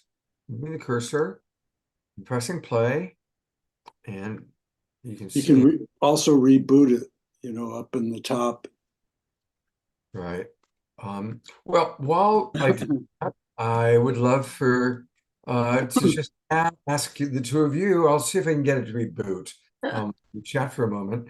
What are some of your favorite memories from when you were working on the show, Jan?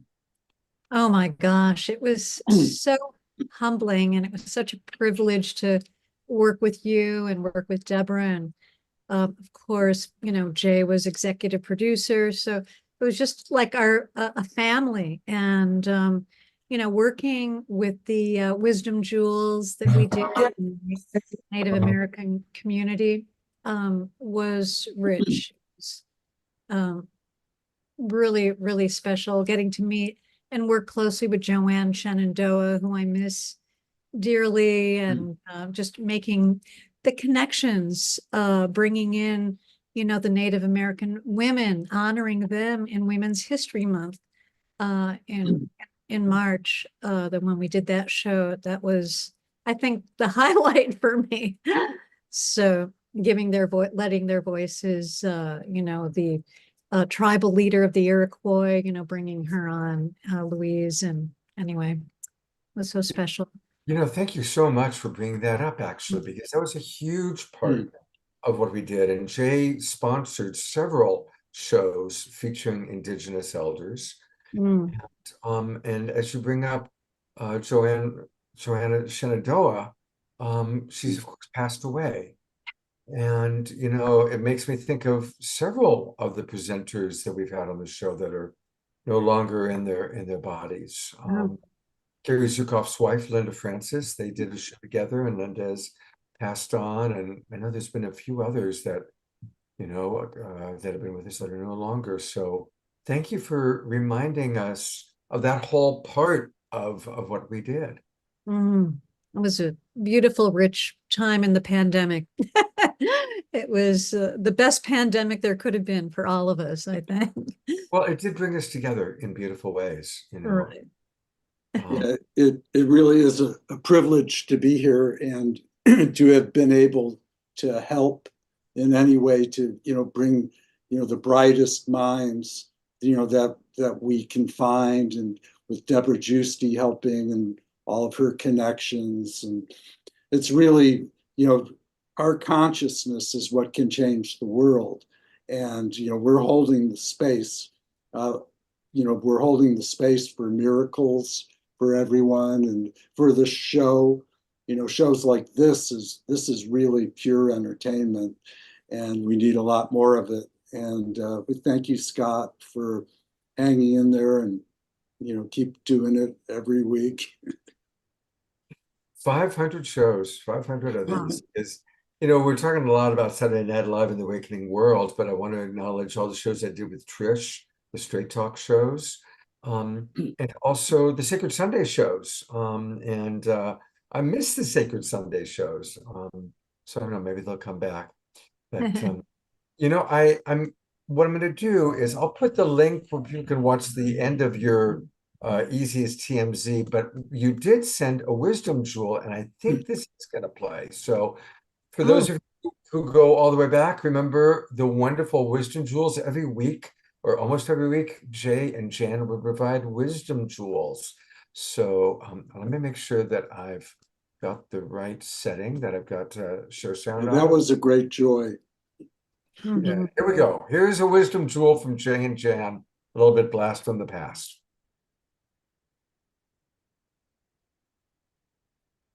And of course, light touch has been a big part of what we've done. Trish is with us, and Trish was one of your key people for light touch. I'm going to bring her back up. And so just a reminder for anybody who's new, and a lot of comments coming in about saying, I love those wisdom jewels. Dr. Laura misses the wisdom jewels, so maybe we can get you to start doing more wisdom jewels for us again. And for people that are new, just refresh people's memories, or for newbies, what is light touch? Well, light touch is an opportunity to, activate the law of attraction. The whole premise of light touch is that we are magnetic. Energy has certain properties. It's magnetic. And when you do light touch, you actually send a message to the self that the self recognizes. And it activates the law of attraction, brings exponential financial blessings into your life, and especially when you have a group of people that support each other. So I'm going to put a link in again. It's called Holding the Space, and it's open to everyone. And we all hold the space for miracles and good fortune, healing, and everything that we need to, feel like we're fulfilling our purpose. So together we can give that to each other. Beautiful. Thank you so much, Jay and Jan. Hopefully we're going to get more light touch, more videos, and more wonderful things from you coming up. Thank you so much. Yum, yum. I want to spotlight a couple of people that are doing really wonderful work, and then we're going to go to Johanna for another song. But there are two people that are in our audience that are doing wonderful work right now. And one of them you just saw on Saturday night on the Global Peace Tribe show, Saturday night version recently, and that's Nikita Gearing. And for many, many years, Nikita has been creating and providing I am mantra every day for people. They get an email with the meditation for the day, the mantra for the day. You've been doing that for how many years now, Nikita? Since 2009. Wow, 5 years. Wow, Oh, that's 15 years. 15. 15 years. Yeah. Oh, my math for a moment. 15 years. So people are acknowledging me for 4 years. I want to acknowledge you for 15 years of doing I am mantra. Thank you, Scott. I think all of us here we've been each doing our own work for many years to build to this moment. And I want to acknowledge you. Firstly, I want to acknowledge how you acknowledge everyone else. I want to acknowledge how you're so graciously do, as Johannas said, the re-evolution. I want to acknowledge how much work goes into putting on a show like this every week, let alone multiple shows, and how gracefully and compassionately you do it, Scott. You talk about maximum grace, you talk about your lineage with compassion, and you really model that. And I know you both professionally and personally, and I want to just say what a champion you are for the awakening world. And if I could say anything tonight that is really dear in my heart, it is an experience I had with Arun Gandhi, Mahatma Gandhi's grandson, when I was doing an event with him. And he talked about a teaching his grandfather gave him around active violence and passive violence. Now, it's very obvious what active violence is. There's things like war, it's more physical violence, but there's also passive violence. And this was in 2006 when I did this event with him, and he talked about how passive violence shows up as thoughts. It shows up in how in the little things we do every day. And what I gained from that was what we put out into the field, into the world, and the collective matters. Our thoughts towards others matter. Our thoughts towards ourselves, either loving or fearful, loving, kind, or aggressive. That we really, really are being called to move from understanding the wisdom right now, that we all understand and we've embodied. This is such a passionate, important time. So thank you for your patience with me. Many of us have awakened to certain wisdom. And I think the shift now is really embodying the shift from fear into love, from separation into unity on a daily basis. I think this is the critical time. We've been born for this moment. We've all been preparing, and I'm honored to be in Circle. Bless all of the presenters tonight and bless all of the participants, because each of us really make a difference. We really, really can. Thank you. Thank you, Nikita. Thank you for the work you're doing. And again, everybody, go to iammantra.com. iammantra.com and receive I Am Mantra Daily. It's free of charge. So I am ready. And I know I enjoy every day getting my I Am Mantra. And then she also has now I Am Mantra Monthly. It's a beautiful monthly gathering on Sundays at 12 noon, first Sunday of the month. And, I will look forward to seeing you on the next one of those, Nikita. And you know how much I love and respect you. Thank you. Yes, sir. I want to remind everybody that most of the people watching right now are watching on our broadcast partners, all the people watching on Facebook. By the way, I added earplugs because Fantuzzi has started his concert. So if you're hearing rock and roll behind, I'm not sure how much is coming through. Let me know if you're hearing much of it. But Fantuzzi has started his concert, and so that's why I added these. Let me know if you guys are still able to hear me just fine. Those of you watching on Facebook or on our broadcast partners, come and join us. Come join the Global Peace Tribe. And that way you're in the Zoom room, getting all the links, there's always amazing dialogue and conversation happening. Usually I share a lot more of what's going on in the chat box, but there's so many wonderful people here that I want to hear from. So I haven't read as many comments yet from my wonderful audience, but I want to acknowledge Ellie and Ayada and Eleanor Joy and George and all the people that are chatting away in our chat box. And it's really easy for those of you watching on Facebook, even if you're watching the recording of this, or maybe you're watching on Alan Steinfeld's YouTube channel or our own YouTube channel, please join us. That way you get the Zoom room links to all of our shows. Plus this month, I'm doing 4 extra events. Every week, we're going to have an extra event that's happening live somewhere, usually in the Bay Area, and then live streamed out to our audience. And it's really easy to join us. Just go to the globalpeacetribe.com, globalpeacetribe.com. And when you go there, you'll see you'll be able to learn all about us, a little bit about our history, learn all about our shows. I'll take you there right now. There is what we've been talking so much about tonight, Saturday Night Live, the Global Peace Tribe, and all the wonderful people that are on our shows. Magicians, Kristen Hoffman. Kristen isn't able to join us today. She's in the recording studio this weekend, but she sends her love. And there's Deepak, Nina Gray, one of our favorite musical artists. And there's Trish and Patron Antoinette, and so it goes. Anyway, join us. We do the Awakening World twice a week, every Wednesday and Saturday night. And then we also do these extra events. And it's easy, just click register for the new season. That'll take you to our registration page. You can come in for as little as $22 for students and seniors. So come and join us. You'll get all the Zoom room links to all of our shows for the next 3 months, plus all these special events that we're doing. And it's really important for you to join us and participate.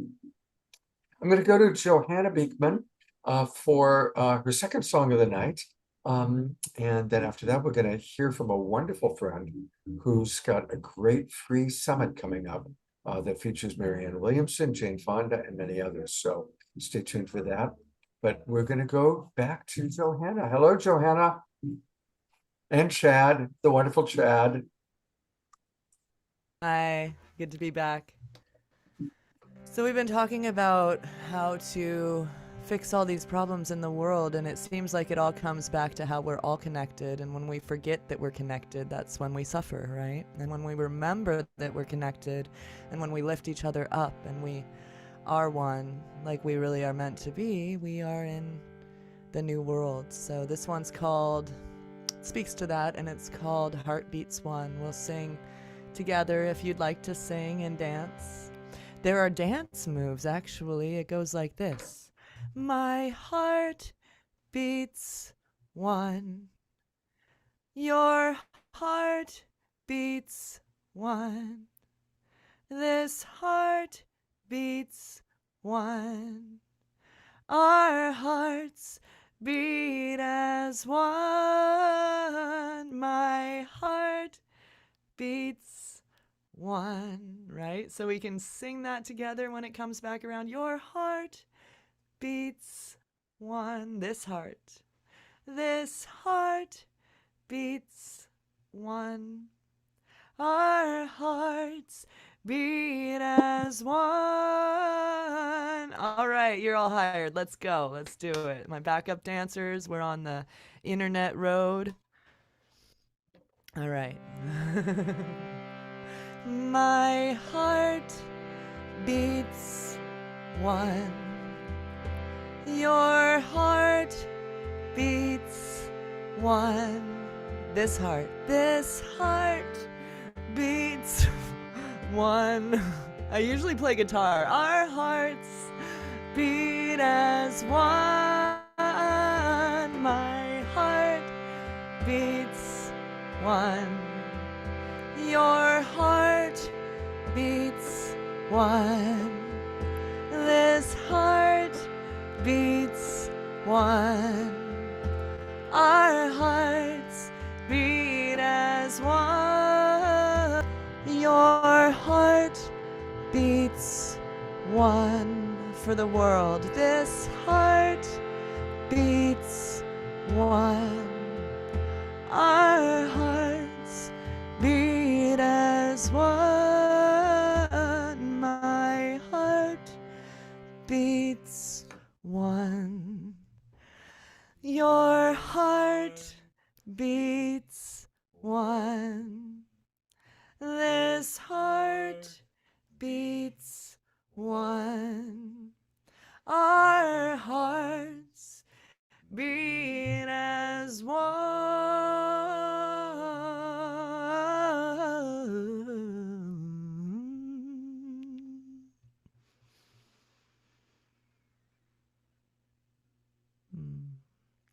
That's all Twinkle, that beautiful, beautiful, beautiful Johanna and Chad, that song. That is a perfect, perfect song for what we all are all about. Because it's Yeah. true, Johanna. Ultimately, it does come down to seeing our oneness, living in the oneness, living in that divine understanding. Absolutely. Yeah. We want to see the end of oppression. We see each other as people. That's it. So thank you for being my people. We're all one. Love you, family. If you want to go check out my yoga program, it's still online at my website. It's johannasings.com/5 Hold on, days. I'll hang put it on, in the hang on. chat. We've talked about it before, but it And really where do I starts find, I've got it, your website up. johannasings.com/5 days. It's 5 That's days to 5 come days. home to you. Oh, okay. Yeah. Is that spelled 5 days? 5, the number 5. The number 5. Let's try again. Yeah. So I really like to think about what we're all doing here is we're sharing tools, because all of this change that we're talking about externally starts with internally. So if we're working with our nervous systems, with ourselves, and doing the best we can to serve our own well-being, then we can serve the well-being of others. And my brand of yoga is Lullaby Yoga, where I bring sound healing. Chad is a sound healer, mantras, chant, and inner child journeys, meditation, pranayama, to really reset the nervous system so we can meet the world in a different way with all of these benefits. Then what can you need more than relaxation of the body, increased sense of calm, reduced tension and stress, and all of the other things, and sleeping better, mostly just really being able to drop into that space more easily, especially when we're in the face of conflict. To have a calm space that we can access is a really, really important thing. And that's, I think, what we're all doing as practitioners, healers, and people who are sharing in this community, is helping each other, as in one of the words of one of our great teachers, Ram Dass, walking each other home. So thanks for letting me speak to that. But thank you, Johanna, so much for being such a big part of Global Peace Tribe. I'm actually a little bit later on in the show, I'm going to show the video you created of doing everything with love. So if you stick around, get a chance to see it. It's a great video that I had the idea and you ran with it. So everybody, we've got a great video coming up with Johanna. We also have a wonderful video with Larissa coming up that Larissa will share with us. So as always, weaving music and presentation. And it's my honor to introduce everybody to Sylvie. And Sylvie has put together a beautiful, beautiful program, which we are in strong support of. Welcome to the Awakening World. Sylvie, it's good to see you again. Thank you so much for having me, Scott. And what a beautiful celebration. I'm really inspired to first hear this gorgeous music and also just all of the wisdom that's been shared. Some of you might know my film, Love Thy Nature, that Liam Neeson narrated. And I have been honored and delighted to be working with my partner from Wisdom for Life to create a free summit that's called the Heart of Nature, right on time for Earth Week that's coming up. It's actually starting on Tuesday. And the idea really is to heal ourselves and our world through the power of love and compassion. And so, like Scott, like you mentioned, we have amazing speakers, 35 speakers, including Jane Fonda, Tara Brach, Michael Yellowbird, Maran Williamson, again, Matthew Fox, Peter Coyote, and many others. And the idea of the summit, what we really envisioned doing was to offer solutions that have to do with healing the self, everything from isolation to eco-grief, powerlessness, and even trauma. And we offer that with practices that have to do with reciprocity with nature. So practices like forest bathing, eco-psychology, integrative medicine, and somatic healing with nature. And also the summit has to do with planetary healing. So it's healing self and world, even because we're no separate from nature, right? Indigenous peoples like to say, we are the land made human. And so the healing at a planetary level, it's all about really inspiring and empowering you to sort of like not only stop the unraveling of our natural systems, but actually help regenerate our Mother Earth through small daily actions and also joining other people and amazing groups out there that are doing extraordinary work. Some of the folks that we're featuring, we have a whole day that's dedicated to revitalizing Indigenous wisdom. And I've been incredibly inspired to be talking with some of these Indigenous leaders who share with us how they have been able to imbue their teachings and their wisdom to government systems, to legal systems even, which is the creation of the rights of nature.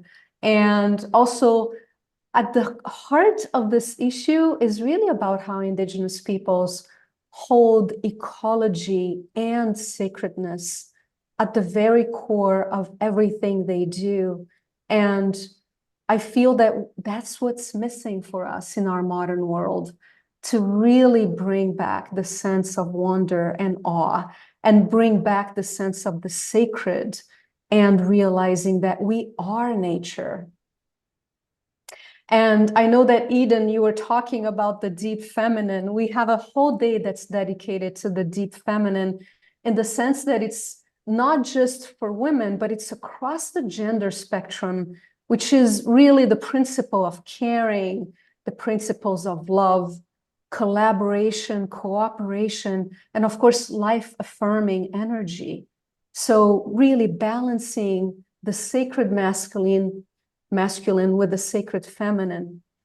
And we have a whole day that's dedicated to dreaming a new world into being that is so much about what we've been talking about and also what Maran Williamson was talking about. In this day, we're going to be offering an opportunity to learn how to expand consciousness through psychedelics in a safe way. And also learning about like ecosystems restoration camps that are happening all around the world. Like there's a way to regenerate places that have been completely destroyed and create entire forests. And we have John D. Louis, who's actually talking about how he's been able to do that all over the world, of course, with a community of people. And also envisioning an evolved political system. And I thank Maran Williamson for doing that. And also hearing how nature has already invented all of the sustainable technologies that we could ever dream of. It's the incredibly inspiring and powerful field that's called biomimicry. And of course, we end on Earth Day, right? April 22nd with Jane Fonda, Lynn Twist, Paul Hawken, Michael Yellowbird, myself, and Atosa Soltani. And we get to celebrate our Mother Earth with like incredible ideas of how not only like reverse the course that we've been in, but actually evolve ourselves to becoming a life-affirming civilization, a life-affirming species, which is what Mother Earth intends us to be. So I really feel deeply, folks, that we are the chosen ones. And I heard one of you on this call say that. We are the generation that has the privilege to be alive right now on planet Earth so that we can be the creators of this new life-affirming and yes, awakening world. So again, I would love to have you join us, and the summit starts on Tuesday. It's free, and I have a link that I can share with you here so that you can all sign up. I'll just do that on the chat. And I put the link in a couple of times into the chat box also, Sylvie. Wonderful. So I might do it one more time. Absolutely. Here it is There you again. go. And this is going to be an amazing summit. So everybody, let's all continue to support. And Sylvie, I know it's a lot to put together an event like this. So thank you so much for all that you are doing. And we're really looking forward to your incredible Nature Summit, hearing with Jane Fonda and Maran Williamson and all your other presenters. You've got Louis, who made the gratitude movie, is going to join us. We love Louis. Louis's been on the show before. We love Louis. I'm sure, yeah, that's Yeah. great. Yeah. So, Well, thank you for the opportunity to be sharing this, and I hope you enjoy the summit as much as I enjoyed co-creating it. I'm going to take these out. You're going to hear a lot of Fantuzzi music. This is our host of the show. This is Katrina Valancourt, and she's hosting this Fantuzzi concert that's now happening downstairs. And thank you, Sylvie. I'm going to turn it over to My pleasure. Katrina. Thank you. Welcome to the Global Peace Tribe. We've had Maran Williamson and many of your friends, even Almadora, and all sorts of wonderful people so far. And tell us what's happening downstairs. Yeah, we have a beautiful Fantuzzi celebration. I know many people here have come to know and love Fantuzzi, as my husband Stephen and I certainly do. He is a global troubadour, just bringing so much love and light to so many people around the world. And so we're delighted that we get to share this concert with you all as a way to wrap up this 4-year anniversary of the Global Peace Tribe, coming back full circle with another Fantuzzi celebration. So yeah, wonderful to see you all, and we hope you enjoy the music. Thank you so much, Katrina. So when we're done with the kind of primary show, I'm going to take my computer down, and we're going to move and groove to some Fantuzzi music. I am going to put these back in though, because with them playing, it's a little bit hard to hear. I want to acknowledge a couple of other wonderful Earth Day events that are happening. So we all are going to join what Sylvia's doing, but there are 2 other events that are also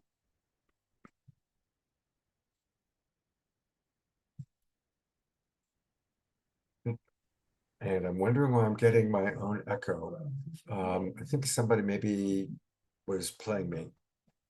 Whoops. No, we don't want that. So I'm going to mute everybody.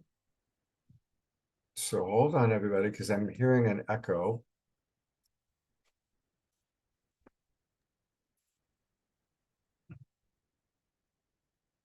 Okay, now hopefully we've resolved the situation. All right. I want to acknowledge what's happening on April 20th.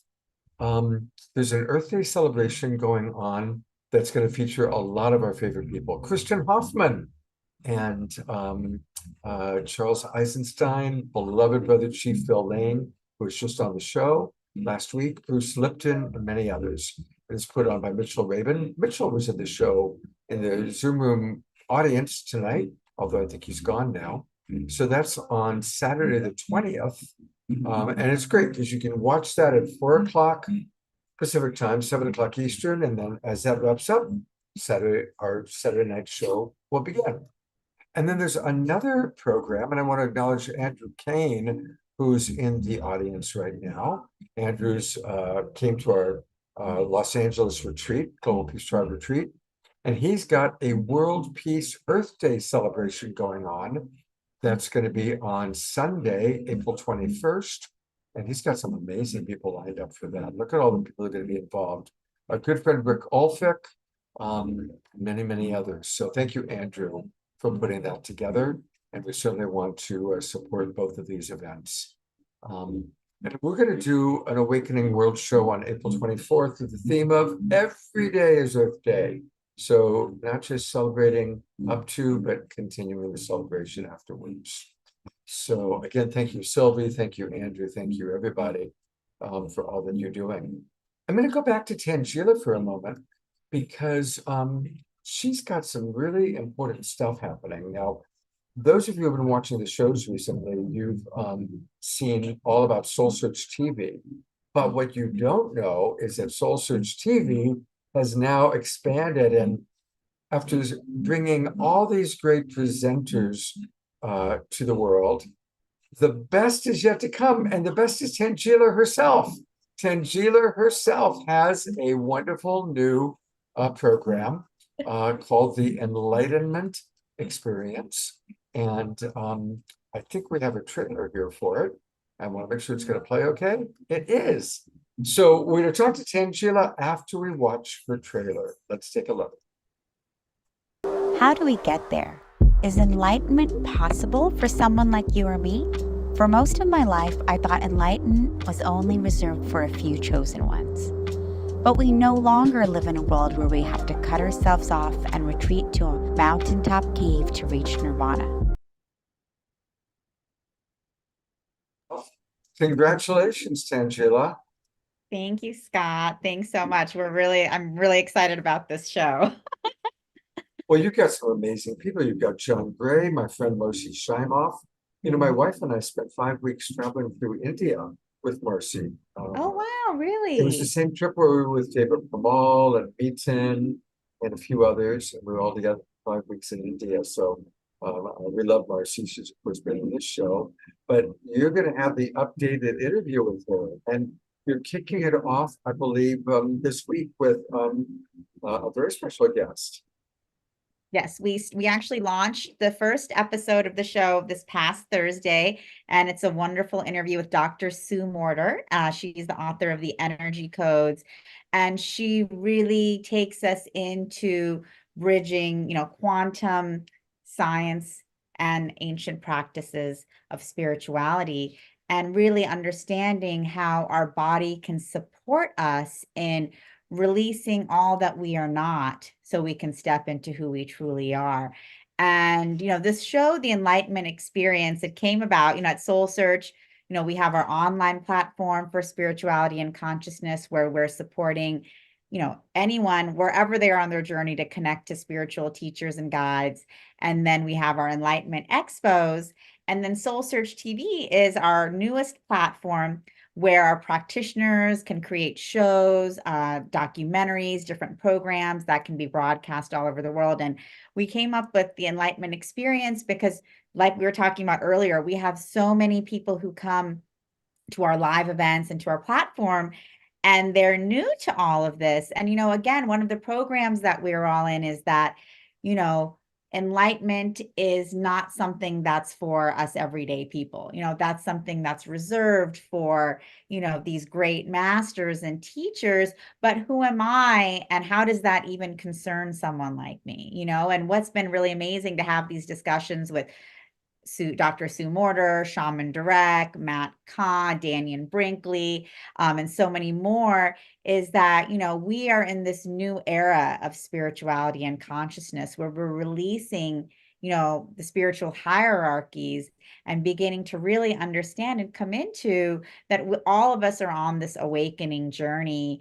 And, there's so many different ways that we each awaken and remember who we truly are.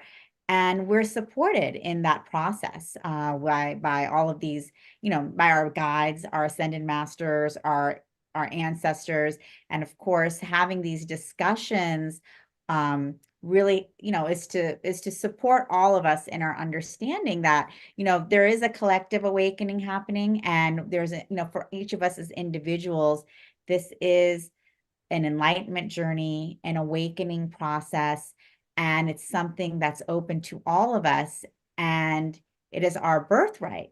And we have so many practices, teachings, tools that can really support us. And so whether it's a breath work practice, whether it's yoga, whether it's music and dance, there's so many different ways that we are supported. And it's really to open up this conversation in a way that's inclusive for all of us. So there is no more hierarchy of this person can reach enlightenment, but not me. And this person can reach it and not me. This is that we're all on an awakening journey together.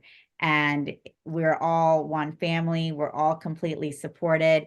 And there are so many different pathways where we can each follow on this journey of consciousness and evolution. It's like, Marianne was even talking about, we are in this evolutionary process of enlightenment, and we are all seeking, we are all looking, we're all asking. And this is to open up that conversation, to include all of us in this conversation, as each of us are deserving to be on this path. We are on this path, and, we have so much support on this path. So it's a great show. I hope you guys can all tune in. All you have to do is go to soulsearch.tv if you want to watch it online at home. You can also watch the channel on your TV. Our channel is available on Roku, Amazon, Apple TV, Android TV. So you can just download the channel on your TV, or you can also download our mobile app, Soul Search TV. And we have many different original series. We've had a lot of amazing guests on this show. We're launching, I think, 4 new original series this month and many more to come. So definitely come in. And I think, Scott, if you go up and you press on demand, I think you can go down to, you can scroll on the shows, and yeah, so if you go down, that's just the trailers. If you keep scrolling down, there's a bunch of our other shows. I think you guys have seen Ashita and Asil. And then there's the first episode of the Enlightenment Experience right down there, Scott, on the my interview with Dr. Sue Morter. Yeah, online. And you can just click on that and it'll just take you to the page. And so, our channel is free, so there's no subscription required. You can tune in, and definitely tune in for our whole series. We have a new episode launching every Thursday.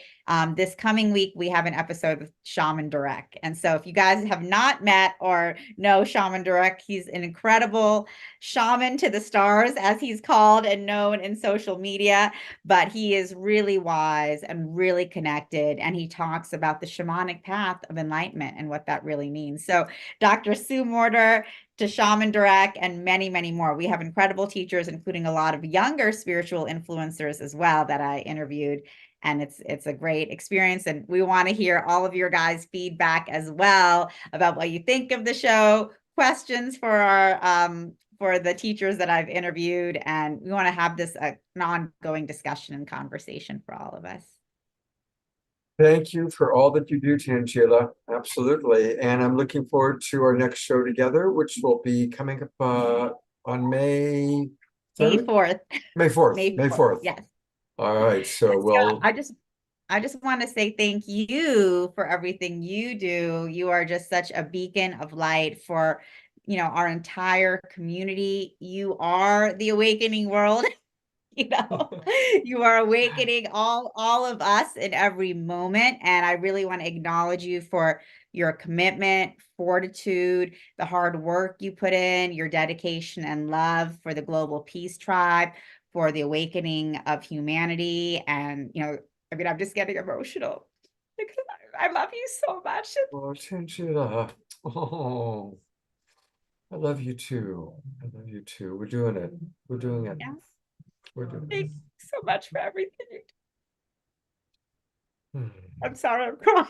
No, are you kidding? This is like the highlight of my show, Yeah, but because our tears are precious. And so it just shows your dedication to this work and to what we're all doing. So your tears are amazing. Thank you so much. Well, I just appreciate you and honor you, and thank you and Deborah for leading the way for all of us. You're the one who gave me my first chance to even speak online. For those of you who don't know, I was on the Awakening World for the 2-year anniversary, and Soul Search was like the show sponsor. And that was my first time online on camera, even speaking about anything spiritual. And I was so nervous. And Scott, just thank you so much for all you do to support so many of us, to bring all of these messages and all of this work out to the world.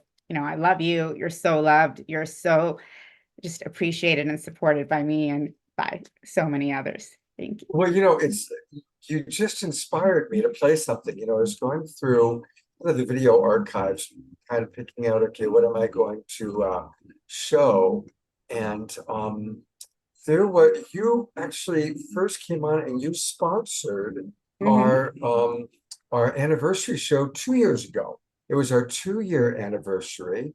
And I think, yes, you sponsored it. And so I found the trailer for that show. So here's a little flashback in time. I just met Tangela. She came in through Deborah Juicy. She sponsored our anniversary show 2 years ago. And this is the trailer narrated by Elizabeth April. So we're going to watch that trailer, and then we're going to go to Larissa Stowe after this. But here's a little flashback in time for you. Here we go.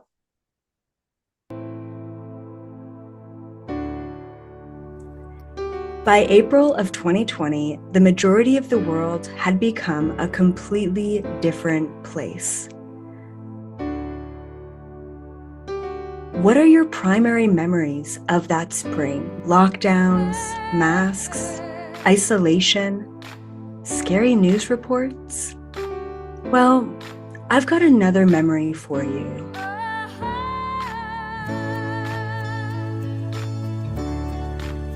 In the midst of a massive global change, Saturday Night Alive brought us hope, inspiration, and connection to our great global community. Hello, I'm Elizabeth April, and I want to invite you to a very special weekend on the Awakening World. On Saturday, April 16th, the second anniversary of Saturday Night Alive for the Global Peace Tribe, let's celebrate you and all that we have learned together during this alchemical time. During this anniversary weekend, many of your favorite luminaries and musical artists will be joining us.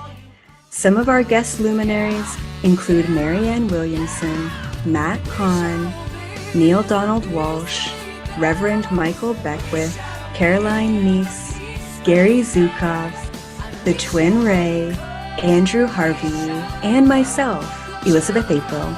As always, there will also be wonderful music, including Jai Utah, Kristen Hoffman, Larissa Stowe, Cornflower, Nina Gray, and others. Our higher selves know that we are inherently interconnected and that what affects one part of the globe has the potential to affect the entire planet. Saturday Night Alive led to a global peace tribe coming together for 111 weeks in a row and are still going strong. We are truly one family, one planet, and one global peace tribe, helping to usher in a new, beautiful future together. Join us for more enlightening media during these exceptional times to keep you encouraged, connected, inspired, and uplifted.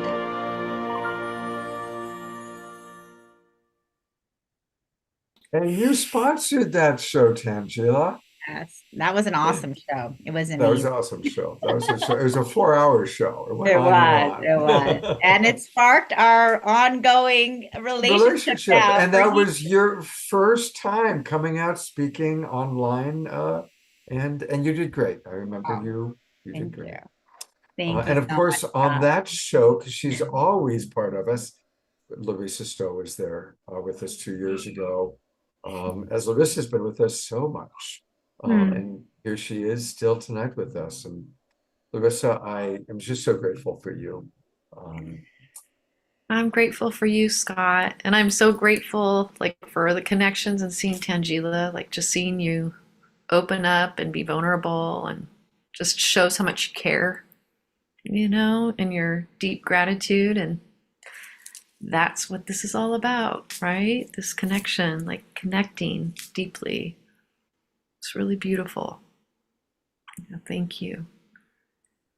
Larissa, I would love for you to share with the audience a little bit more about Shiloh and about the Weevolution and just really what you are creating, because you are, like Tangela, you're one of the great community builders that I know.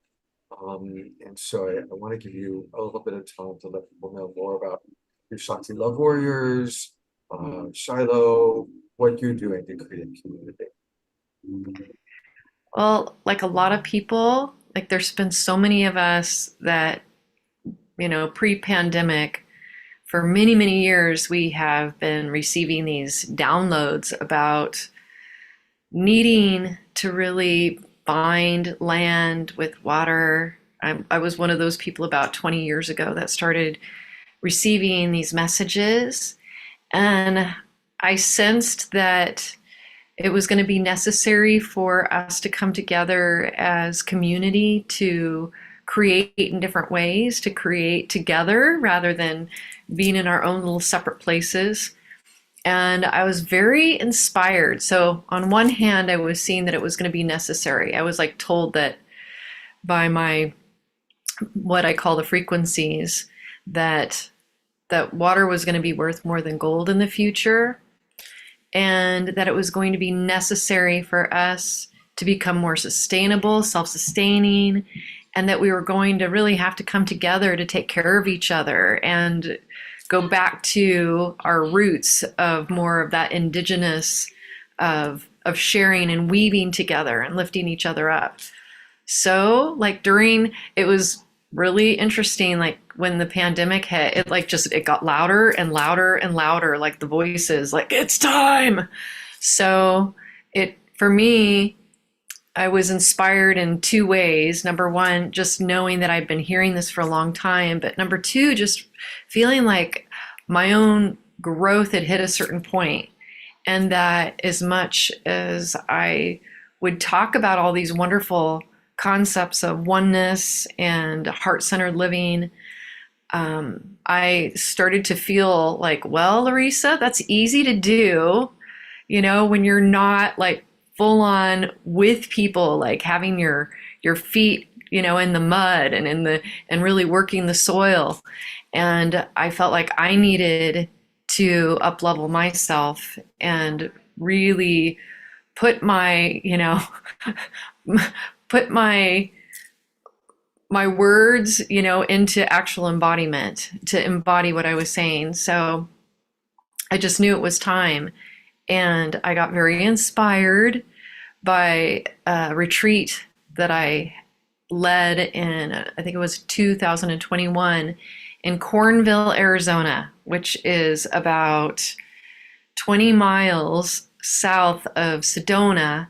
And I never thought I would move to Arizona, believe me. I love California, I love the beach. But you know what? I really, really love Sedona and that area too. And when I was in Cornville, there was just this feeling that, okay, this is a place that we could do it. This is the place. So we started looking for land and found this beautiful land that was an ashram, a Shivananda ashram that was up for sale.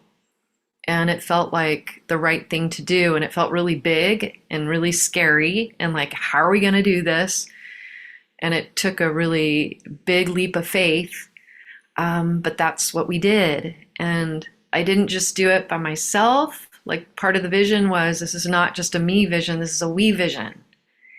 And to do it alone would not be really what the vision was about, because the vision, I've been called to really step into this place of linking arms and hearts with my community and believe and trust in my tribe. And even though we hadn't done anything like this before, it's like, getting married to one person is enough, like much less getting married to a community of people. It takes really big faith and dedication and commitment.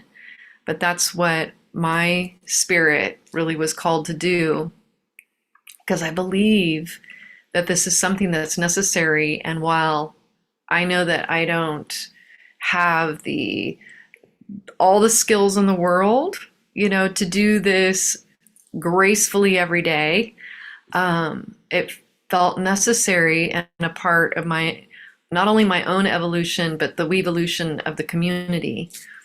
And so we're learning. It's like, it's in process, it's an experiment of truth. And Gandhi talked about that. And I was very inspired by Gandhi, with his ashram, and he called it an experiment of truth because he didn't know either, like, well, there's no like book out there that says this is exactly how you do it. We're still learning as we go. And so it's incredible, and it's necessary for where we're going. And I'm very grateful and very humbled by the experience of it all, and also really excited. I'm just so grateful to have this opportunity, and so grateful that the 6 global agreements were something that already were created by myself and others in the community, in the we space. Also very much inspired by you, Scott, and your work in the world. That these 6 global agreements have given me like a place to stand. Like, we have them framed. I didn't even frame them. One of the people who lives there, Pamela, she framed the 6 global agreements, and you find them in the bathroom, you find them in the living space. And it's like a foundational cornerstone of how we agree to communicate with each other. And when there's conflict, and there has been, people have different ways of seeing things, and it's inevitable. And as a community grows, there's going to be more opportunities for people to have different viewpoints. So how we express ourselves is key to how we are able to create from love, to live in that heart-centered, inspired place. And these agreements, they make all the difference in the world. So I'm so grateful, and I'm so excited to share Shiloh with the community, because it is truly a we space. And it's not only for me and the retreats that I'm excited to share with the world, but also for the luminaries in our community. It's a space for others to share their visions and their teachings and their insights, because we're all given very unique, medicine to share with the world. Like, each one of us has a special little thumbprint. We all come with very unique medicine to share, and we attract and magnetize that, our tribe and the ones that we're meant to share with. And this is a space for those who feel that call. So I'm just deeply humbled by the whole experience, and very excited to share. So I put into the chat box, again, the show that we did, an entire beautiful show all about the 6 agreements.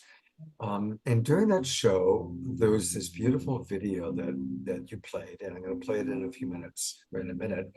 And it's your version of My Sweet Lord. And playing the violin on it is Bethany.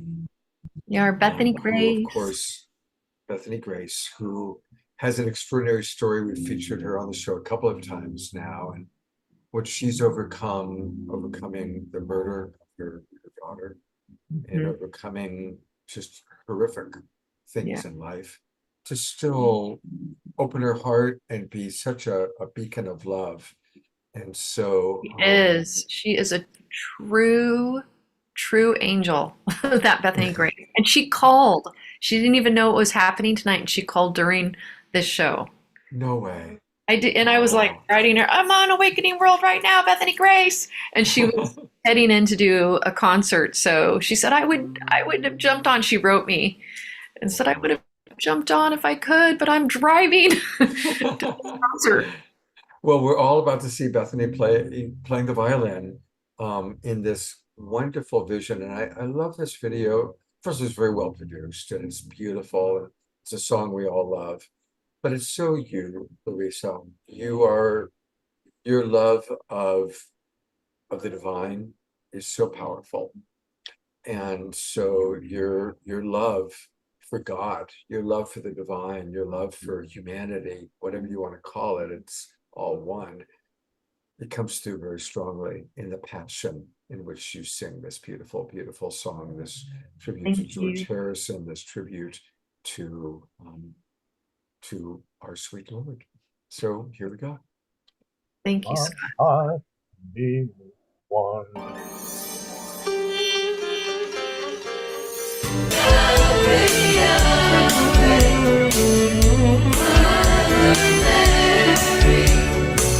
My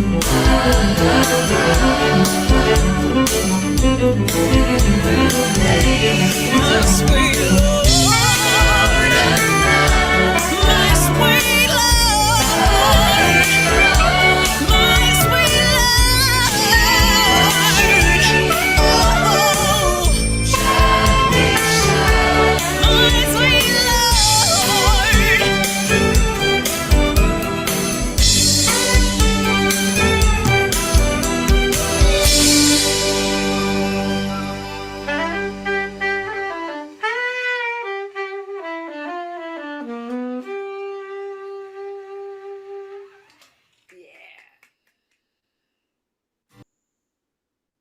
I couldn't cut it off. There's no way. It's so I was wondering. beautiful.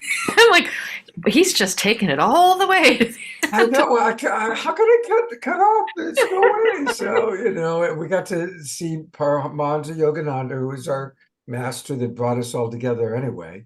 Yeah. But I thought I'd add Johanna and Tangela, because I know you are both great lovers of art. Isn't that a beautifully produced video?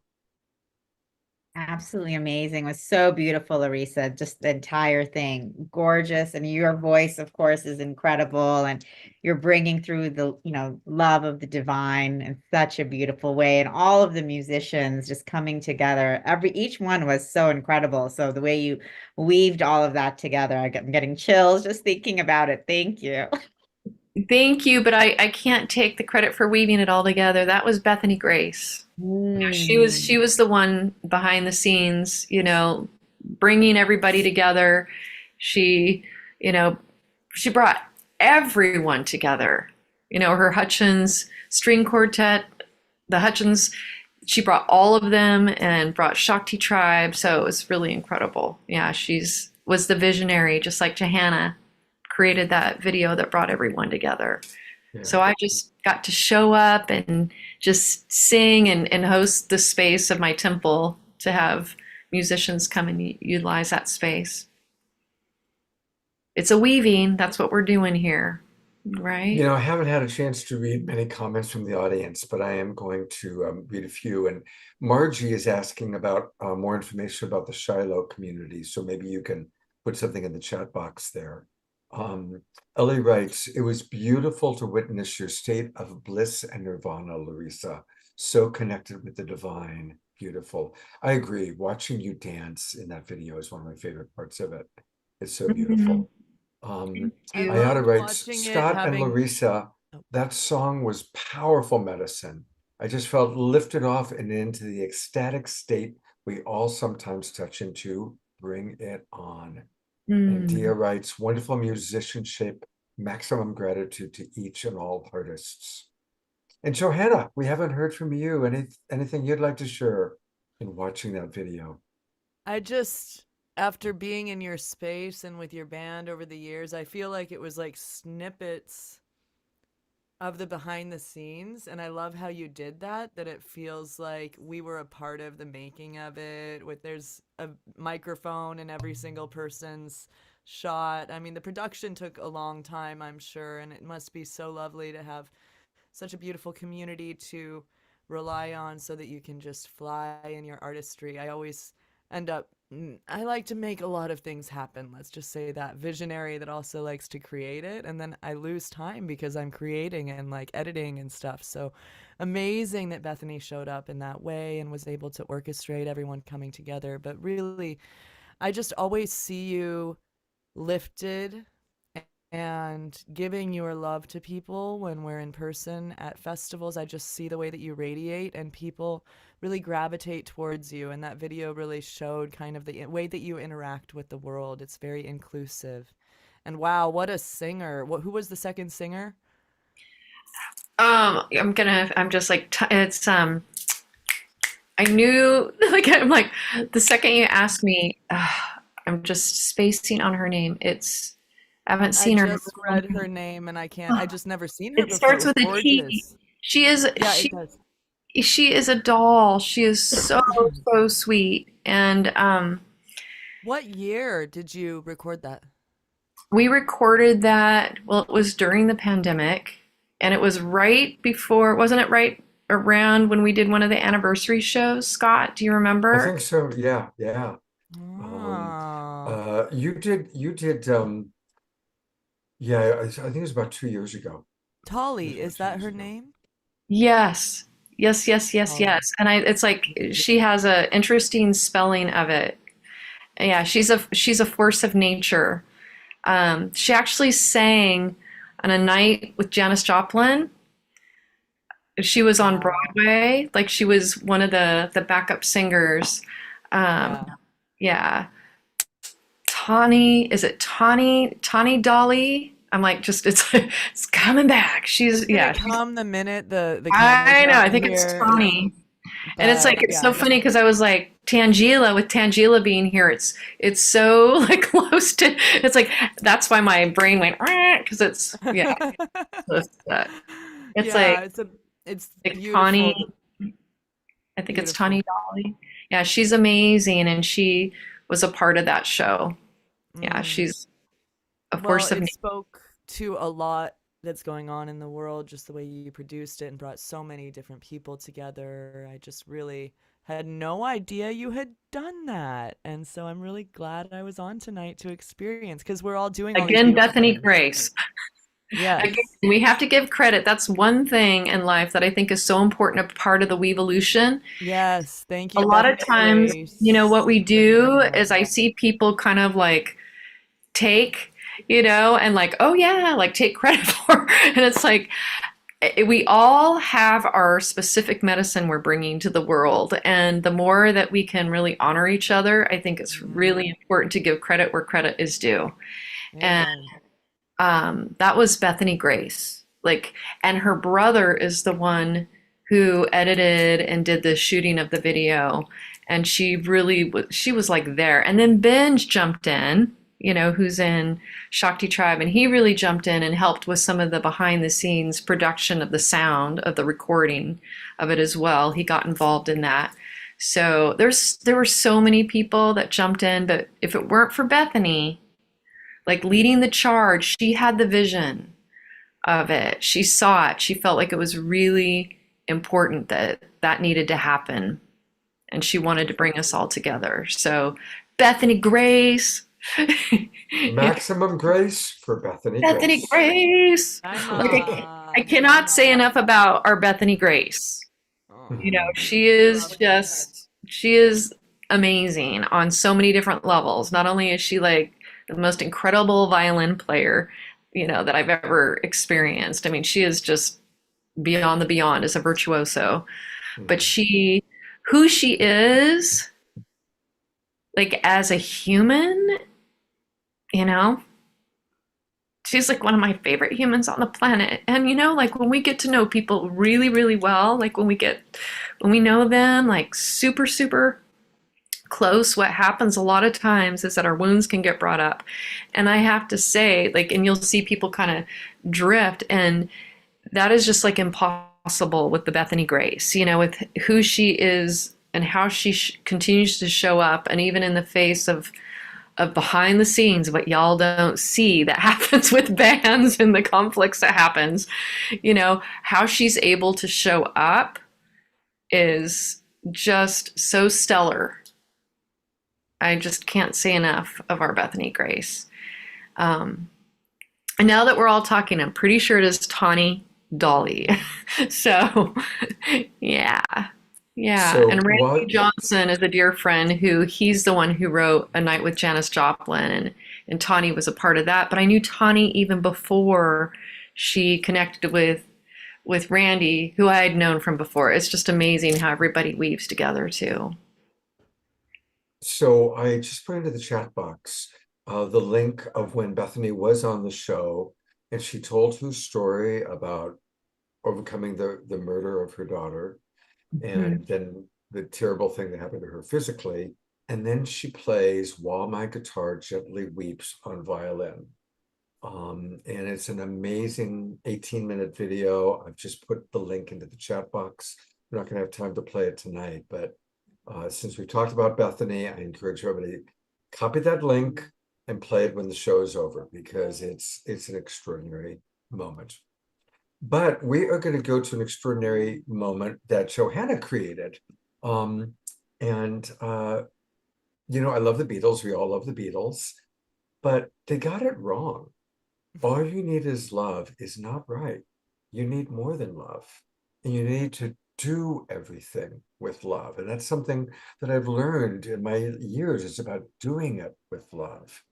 And so I mentioned that to Johanna. I said, could you take that and riff it and turn it into something, which she did.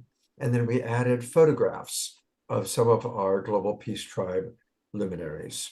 So here is the amazing Johanna and what she did with Do Everything with Love, and a chance for us to see some of her beautiful luminaries. And what's interesting is 3 of the images you're going to see are people that are no longer in their body, people that have passed away since we started doing these shows. So anyway, here we go. Yeah, do everything with love. Do everything with love. Yeah, do everything with love. Love. With love, do everything.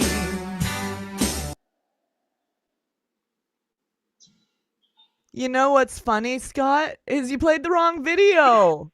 Where's everyone on there? All of the beautiful people. I'm like watching me sing in my studio and we're talking over each other because you're muted. I love you. You're like, but wait. Fantuzzi's in the house. Hey, brother. Oh, hi, family. Oh, my God. Fantuzzi. Oh, nice hey, to brother. see you guys. We're still here. We're still here. Where's your show? Are you done singing? Your No, show's we over? just stopped to eat cake. I said, let them eat cake. Oh, nice. And I've been touring with Mr. Krishnadas, selling out 4,000 people halls, and it's wonderful to be on. Spotlight's not on me, it's on him, and I just help him out with percussion. Yeah. Beautiful. Stressful, you know what I mean? So fun. Look at that. Congrats. So we have some of your friends that you know that are here with us. There's Connie and Jan and Tangela, of course. And my God, how many times have you played at festivals with Johanna and Larissa? So many. So many. But not too many and not enough. Not enough. Let's go, brother. Let's go. Let's do it some more, right? More and more. Yes. More. More. I remember the first time I sang with you, we were on the East Coast, Tuesday, and you pulled me on stage and we just started jamming. It was just a total improv. No one knew what was happening. And I was like, this dude's my guy. Like, we can jam all night long. So let's do it again. Yeah, you guys Bring it going to with be a at Bhakti different Fest vibe. this year? Bhakti Fest? No for me, but I don't know about you. Are you going to be there? I'm not. Put my name on the thing, so I guess so. I think I'm Fantastic. I'm going to be an aunt and my dog's old. So I'm at home right here in the studio making new music that we can all listen to later. Oh, Aren't you excited for new music? It's the other stuff's sad, whatever. But, to be present for that's really important. Yeah, and I'm doing a Love Warrior boot camp in Hawaii on my land. That's right. We're gonna do Right on. yoga, meditation, dancing, all that good stuff and more. We got it ready. We got it ready. We got it ready. I've been working for 5 months over there. Oh, you've been doing that. Johanna, there she is. I wanted to make sure everybody could see you and Larissa. And of course, Larissa has her Shakti Love Warriors. Can you talk about Love Warriors? Yeah, really? Yeah. Is that fun? It is a universal thing to be in a body and to choose to be in a body and to be the love is truly a love warrior, isn't it? We are warriors of love. That is for sure. Yeah, we have to be bold as love and be fearless and be present to serve, like Hanuman, like Hanuman, be strong, be devoted, right? Yes. So have all that, unified, and especially now with all the craziness that is going on in the world. Yeah, more so than ever. It Exactly. always is though. It's all about that. It's all about embodying it, making it real through Oh, being the love, right? And doing everything with love. oh, thank you for that song. I enjoyed it. It might be not the one you expected, but man, it was great. Hey, I just like to sing. Well, thank you, brother. I'm sorry that you aren't singing for us right now, but I know No, you're but on we're a break, going so I to. won't We're ask going you. to. Yeah. You're gonna But, sing? yeah, What's going to happen is when we're done with the main show, I'm going to take my laptop computer downstairs and we're going to live stream your next round of songs. Okay. Well, I'm going to go back to their work then. Get the boys, crack that whip. We've had them eat enough cake.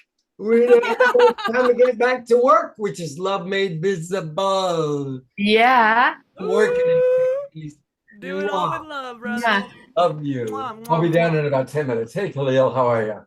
Good to see you. Fantuzzi's son. What up, everyone? Hello. Hi.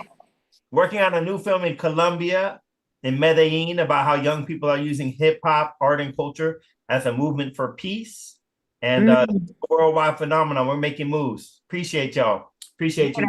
You're a great filmmaker. Thank you. Keep up the good work. There's a whole party going downstairs. There's like this whole thing happening. And isn't it amazing? It all started with the Fantuzzi thing and our anniversary, and it's a spirit thing. Yes. It's like we were talking about. It's like the finger of God or the hand of God, just showing how everything is in divine alignment and divine timing. That there is this plan, there is a sacred journey that's unfolding and it's on time. Yeah, absolutely.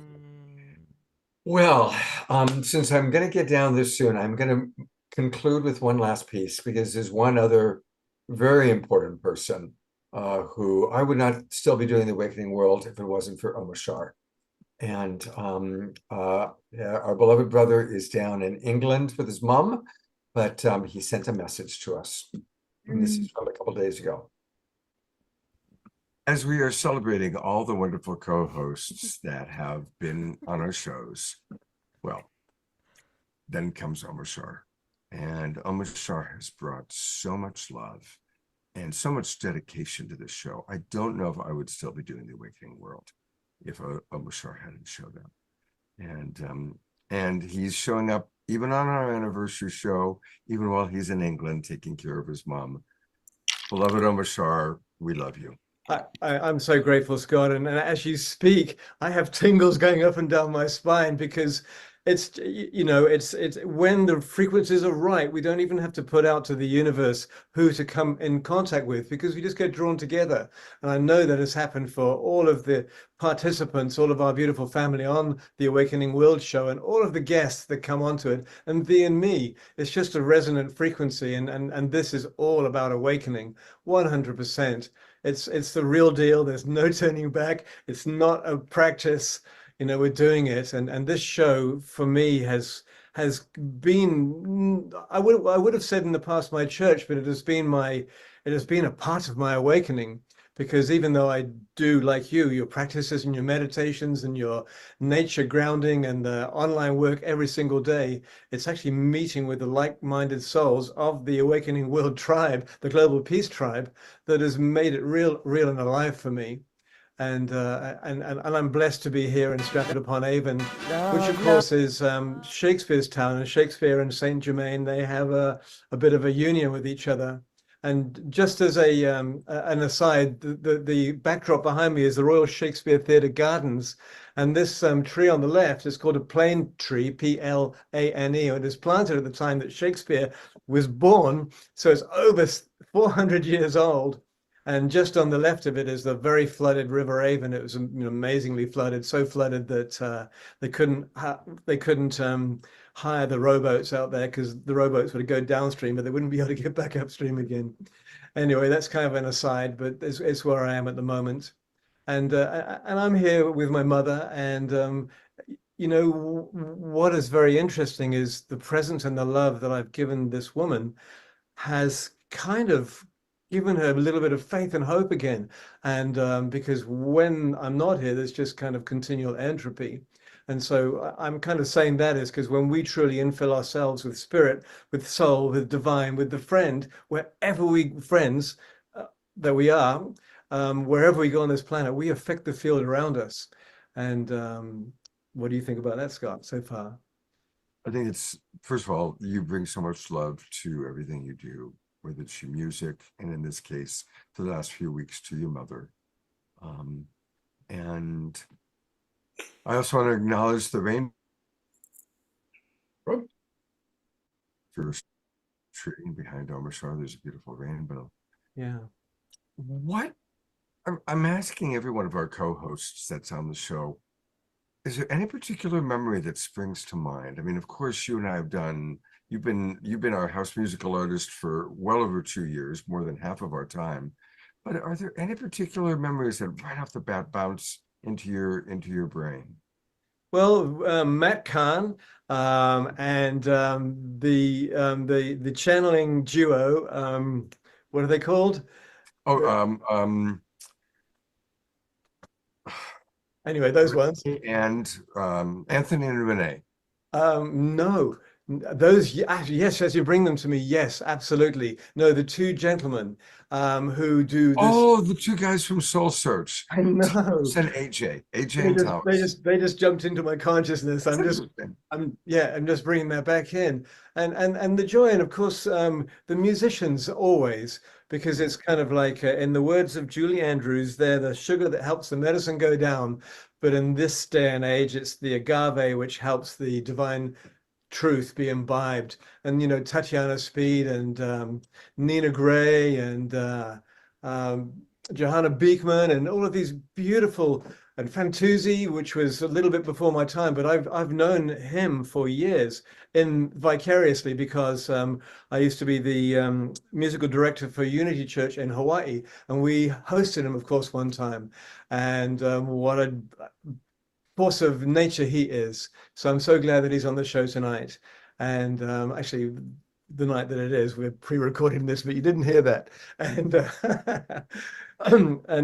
I could just bring my mind back, because every time that I have been on the show, no matter what it is, whether we're talking about mental health or the divine feminine or our connection to Christ and Christ consciousness, I have felt enlivened every time. I might have had a bit of a bummer day, but I've left the show just feeling full and feeling on purpose. And I know that as it will continue, and it is continuing. And you know, we do need help. We do need someone to lean on, and someone to be, for instance, help the show further itself. And I hear that you possibly wouldn't have continued the show if I hadn't turned up. And I'm grateful for that acknowledgement, because holy smoke, what a praise for me. And I just feel that we all need that, somebody to lean on, because, you know, we come on the show, we're sparky, we're alive, but we have our human moments, we have our human stuff to walk through every single day, and to keep on enfolding ourselves back into the heart, which we're doing amazingly. And you know, I know all of us all of our global peace tribers, we've been through hell and back, and luckily the hell is become, I put an O on the end now, it's hello. And right, because it's not, because we're realizing it's a choice. It really is a choice, even though we're undergoing some major things. It's a choice how we approach it and how we respond to it. And so I'm grateful for. He concludes by saying how grateful he is. And I know they're going to start playing in a moment. I want to wrap up. Tangela, did you overhear that he talked about Yes. Tom AJ? That was awesome. That's what we love, right? We love introducing all of these new amazing practitioners to the community, right?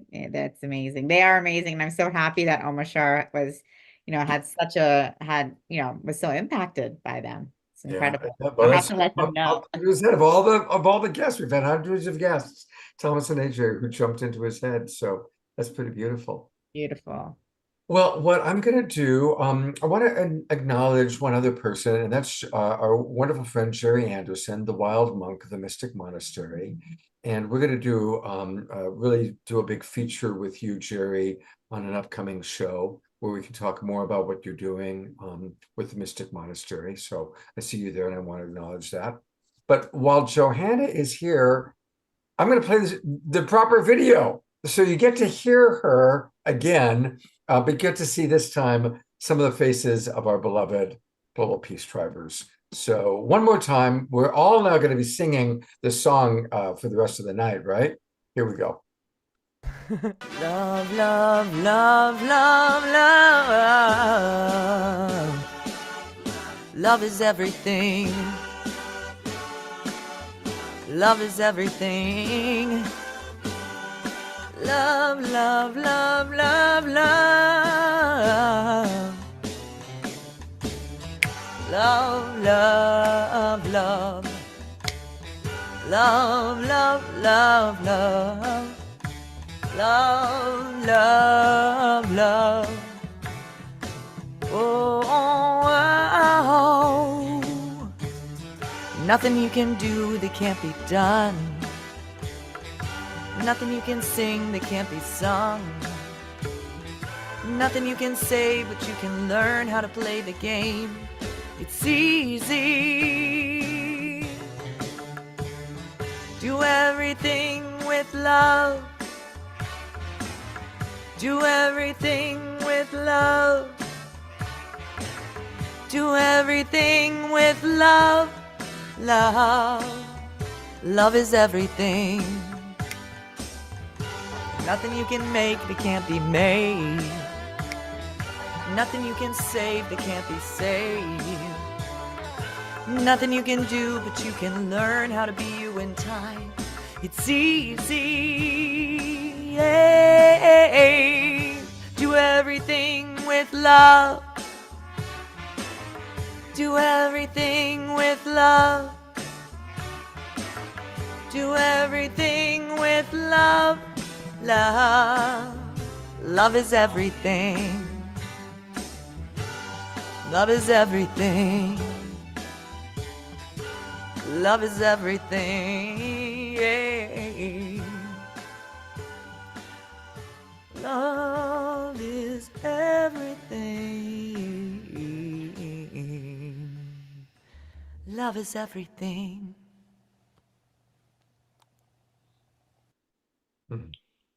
Love is everything. It's seeing all those beautiful beings, so many wonderful people, and the sadness that 3 of those faces are no longer with us. So it's just as a reminder that life is precious. Life is absolutely precious. And each and every one of you are precious. Thank you, Tangela, Johanna, Larissa.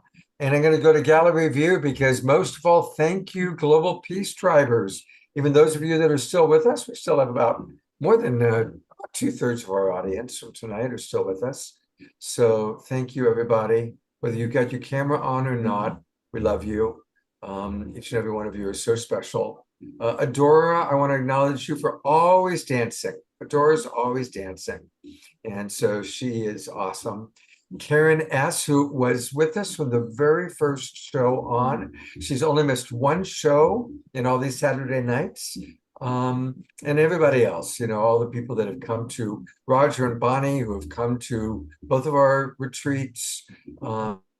Each and every one of you is very, very special. Waterfall, who's taken such good care of Eleanor Joy. Eleanor Joy was with us for the first half of the show, and then her battery ran out.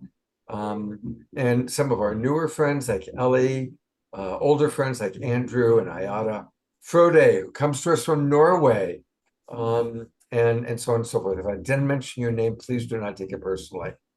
Big love to each and every one of you. Fantuzzi has started to sing. So what's going to happen is I'm going to switch to my personal laptop, and I'm going to play an Omashar video to kind of take us until I can come down and we'll show you Fantuzzi. And the rest of tonight will be the Fantuzzi live stream concert. Next week on Wednesday night, we've got 2 wonderful women who are going to show us all about how to do lucid dreaming. If you ever wanted to do lucid dreaming, we're going to learn how to do that on Wednesday night. Thursday night, special event, live stream with the Twin Ray. Tangela will be in the Bay Area. I'll see you for that? I'm planning to. Yep, I'm planning to be there. Cool. So hopefully we'll be there in person together. Awesome. And then next Saturday night, we're coming live from the New Living Expo. So that'll be kind of fun. And I'm sure we'll have Tangela pop in on that show as well. Again, Johanna, Louisa, Tangela, I love all of you. Love you. Everybody. So much. Congratulations. Yeah. Happy 4 years. Oh, Happy thank birthday to we. you. Right? Love it. And let's see. That's your next music video. I'll give it to you. It's just, you don't need to credit me for it. It's like, Anyway, thank you so much, Scott, for everything. Let's go you, Johanna. rock out to Tuesday. Yep. All right. And here to kind of transition us from here to when you'll see me in a few minutes downstairs with Fantuzzi, here's beloved Omar Shar.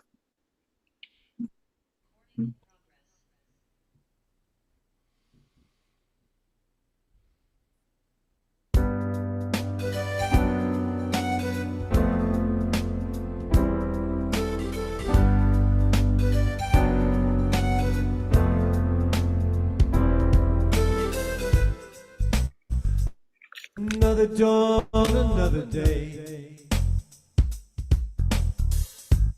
Innocent child coming your way. I've been wondering about my life. Oh yeah. Wondering about my state of mind.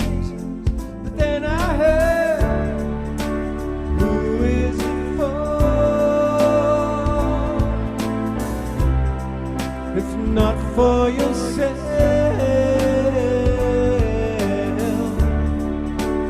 how do you feel? And why do you cry, cry, cry, cry, cry?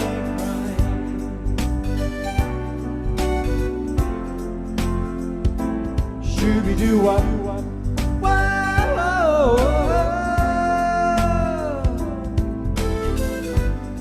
The sun is warming up my mind. Ocean breeze blows me away. And yet still, I've been wondering about my life.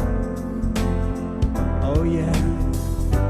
Wondering who will take my place. But then I heard, who is it for?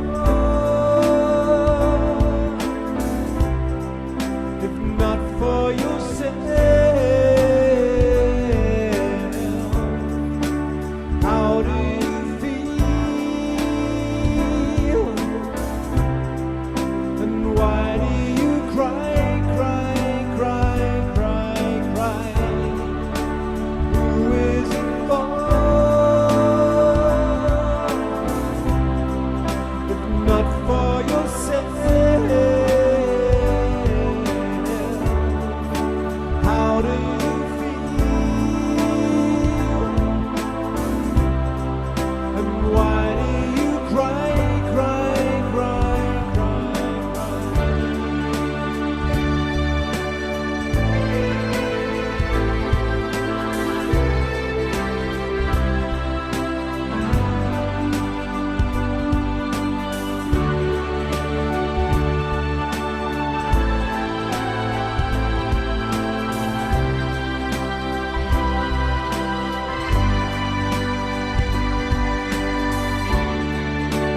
Who is it for?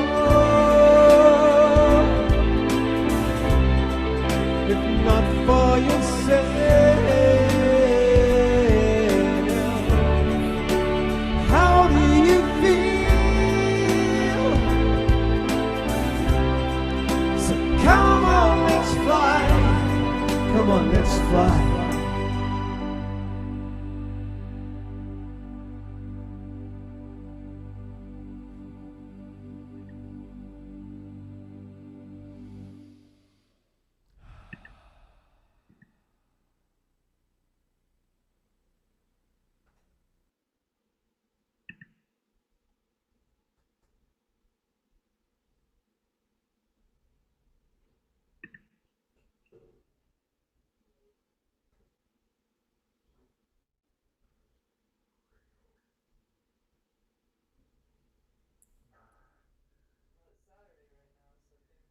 We're going down to Fantuzzi now.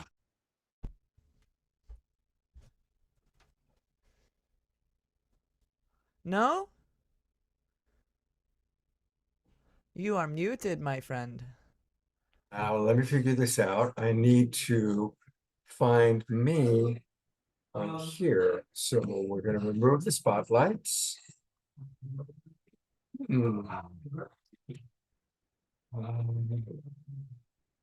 Oh, I see what's happening. Remove spotlight. Remove spotlight. Here we go. This is where we're going to spotlight. And we're going to now. Okay, here we go.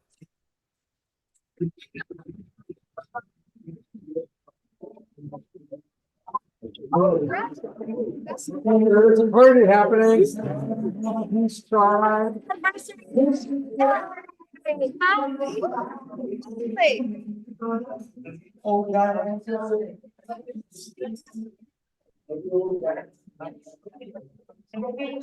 Yeah. But I don't need to push the edge in that way. Your background. Oh, right. Thank you for pointing that out. Choose virtual background. No, there we go. There you go. Now you got it. Pointed out.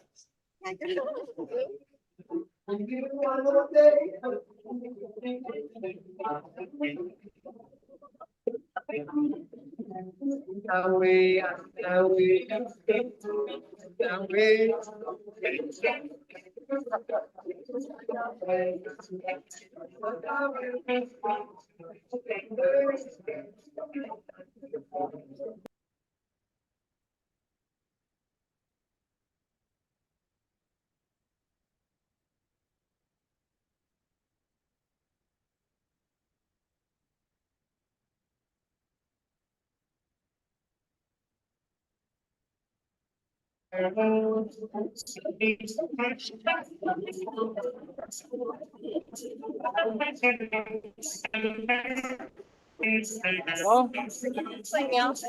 no, hang on. Oh, I see what I did wrong.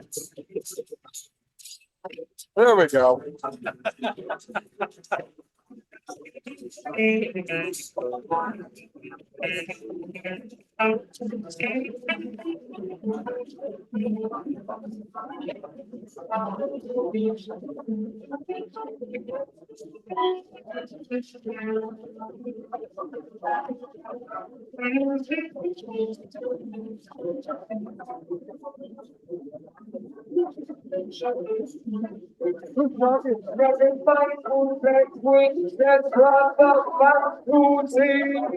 What happened to you?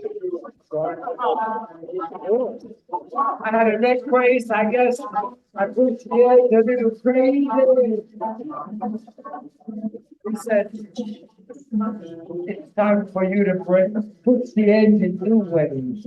I said, yeah.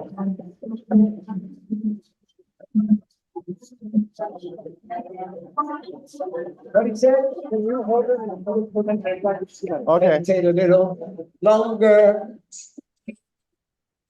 Pray a little star.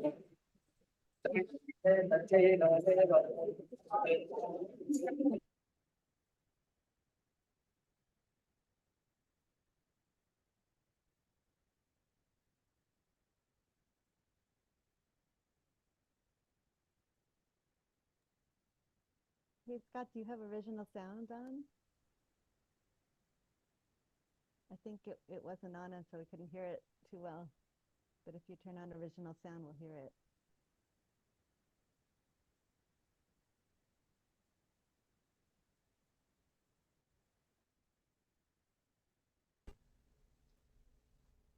The video is muted that everyone is partying at.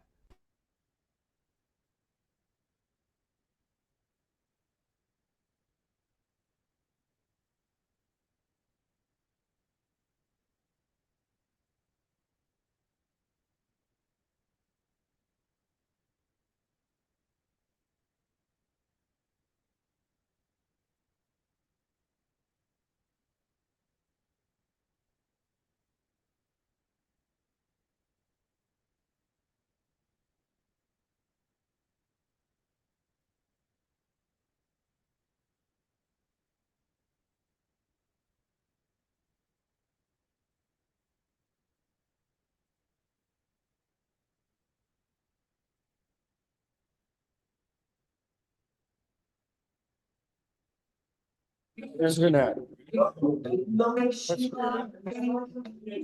This is you, no?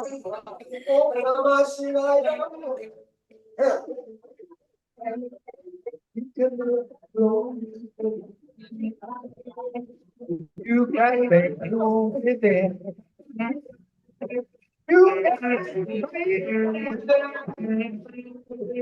You can make fuel with it. And say the word.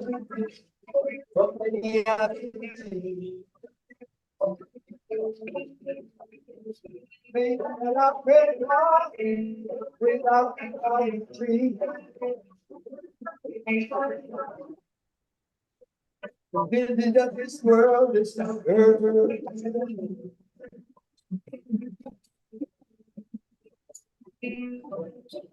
It's time to stop the war and make peace.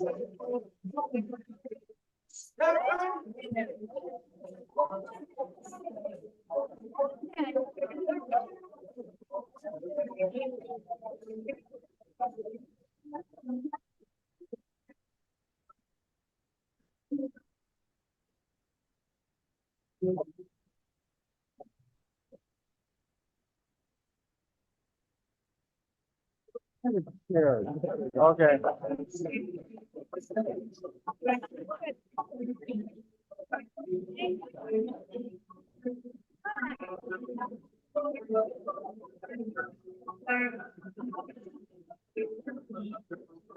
A little scar. That's my life. I'm the greater than what I just on my life right now. Just on my life. I'm the greater than what I just on my life right now. So, go to that. Go to sing like that city. Oh, you are here, to you like I'm here. That voice of just my day. Just on my life. I'm greater than judge up on the night. Oh, I think judge up on the line. I'm greater than space and drum, bass and drum.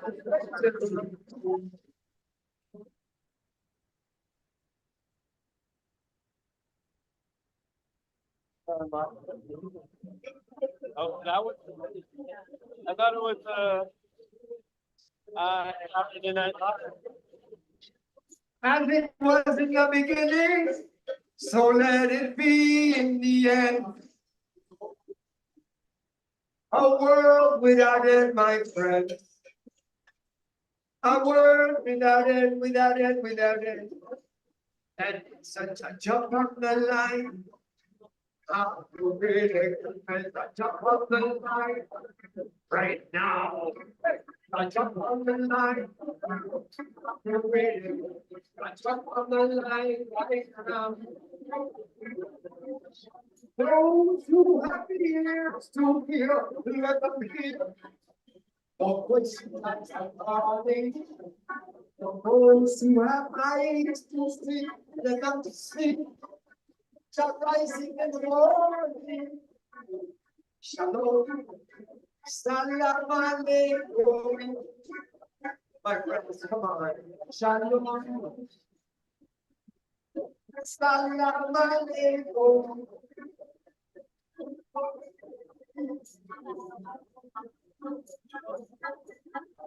Pray for peace.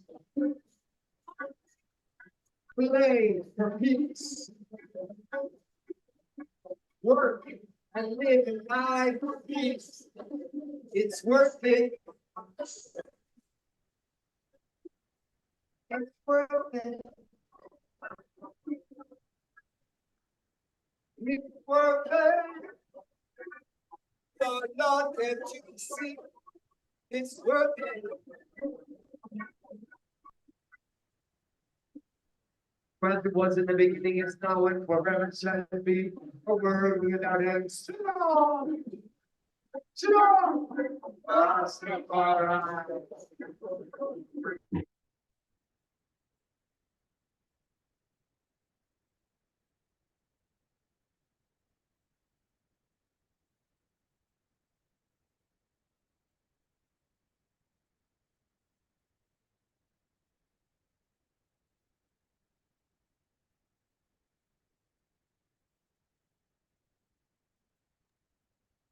We still can't hear it that well, Scott. It sounds like original sound isn't on, even if you might have it on. Do you have it on? Scott, we're not hearing the concert at all. Yeah, I don't know why that is. I keep unmuting it. Do you have original sound on? Hold on.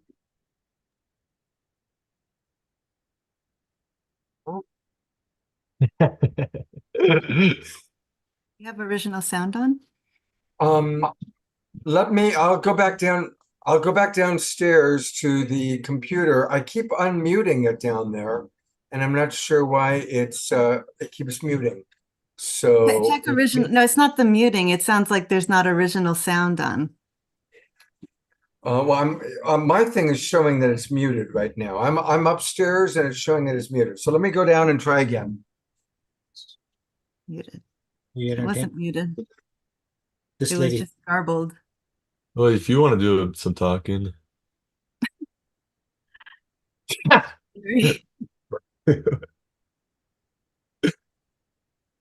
Maybe he couldn't hear me. I can actually. Can't mute it.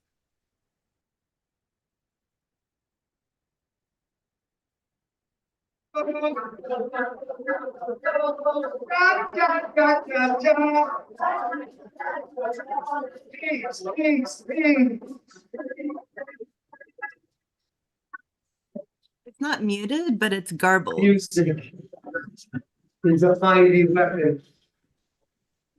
It's a tool and an instrument for opening the way of the peaceful warrior. Amen. Asher. My friends, you have the choice every time in your hands to choose peace or war. Choose peace so that you and your children will live. Choose peace, please, please, please, so that you and your children will live.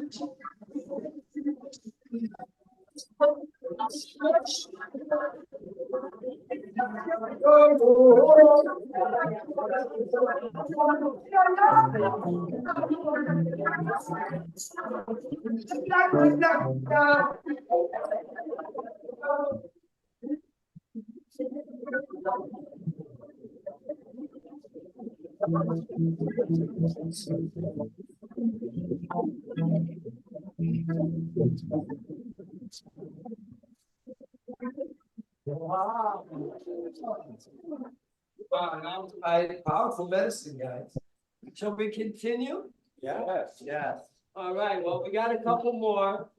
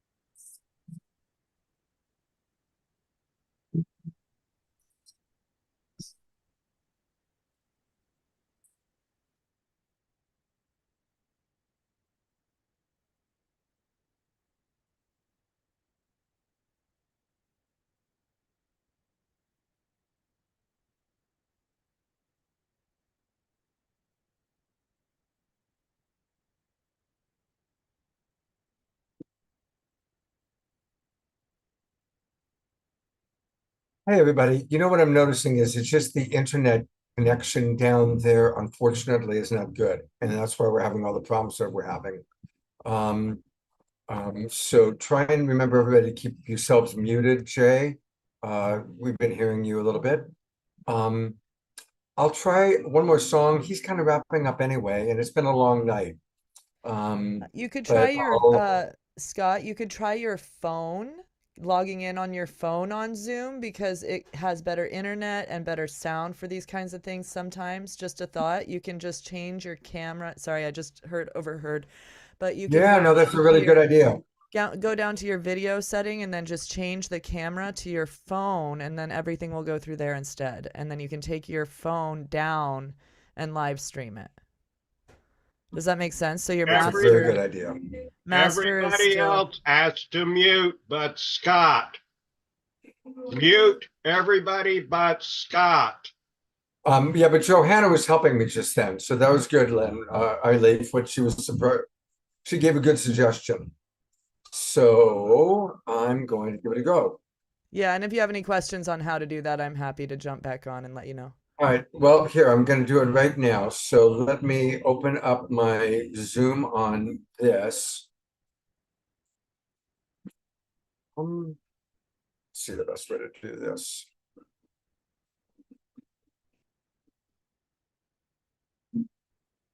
But you know what's interesting is like even the camera.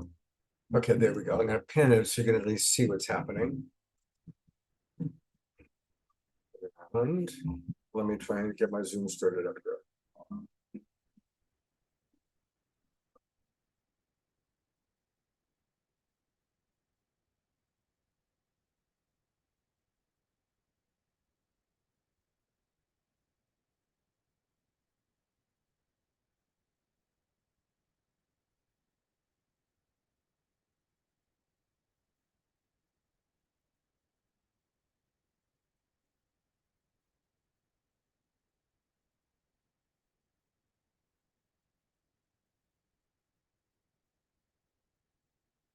Okay.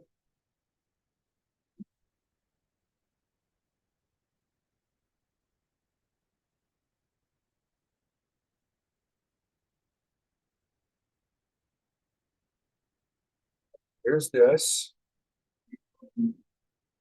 Recording in progress.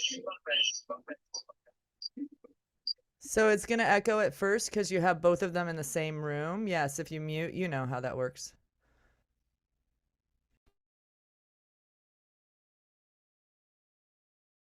And then you just change, Scott, you need to change the camera to the phone view via going down to your camera settings on your computer, on the Zoom on the computer, the master host, camera settings.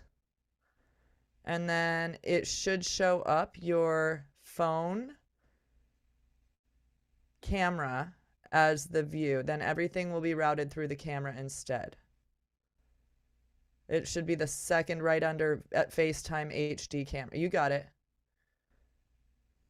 Except it's blurred for some reason.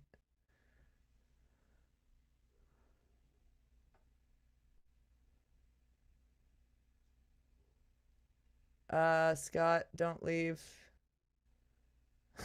Sorry, everyone. Just trying to help. Sometimes it really, really works. It's just...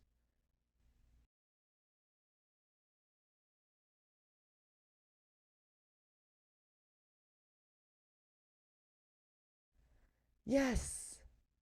Yes, we've got pictures, Scott. You can walk with it, and you should have audio on the phone. So then you can unmute your camera on the phone and direct the camera towards the concert, and we should be good. Thank you. Hopefully this helps. Sorry, everyone.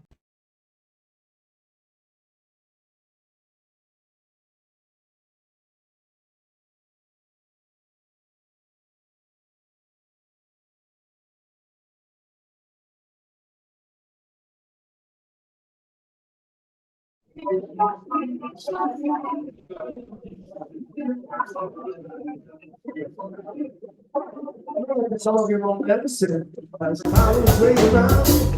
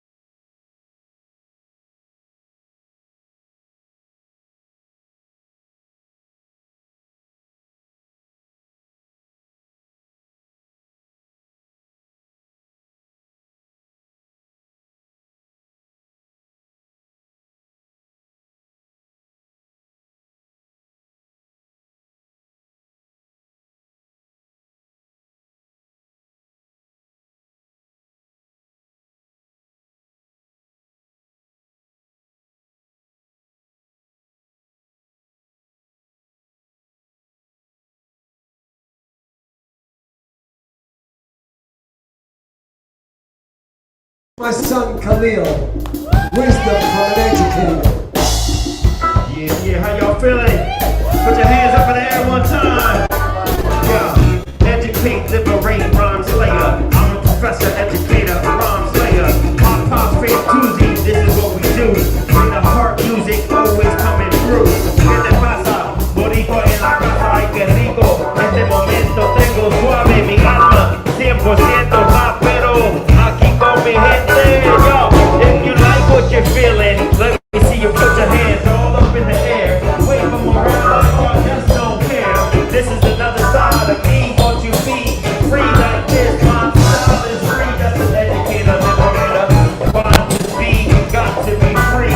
This music moves your whole body. Yeah, give it up for Papa Benjulie.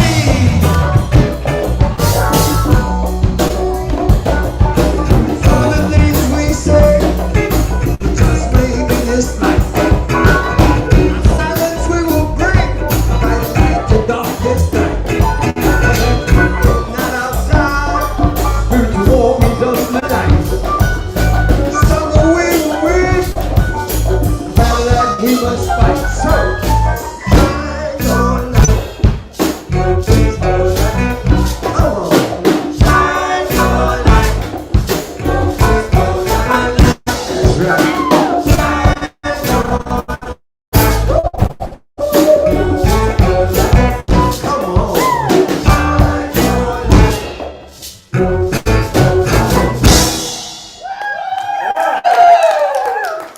Thank you. Well, we've been going on for a long time. I don't know where these about. They've been going on for a long time too online.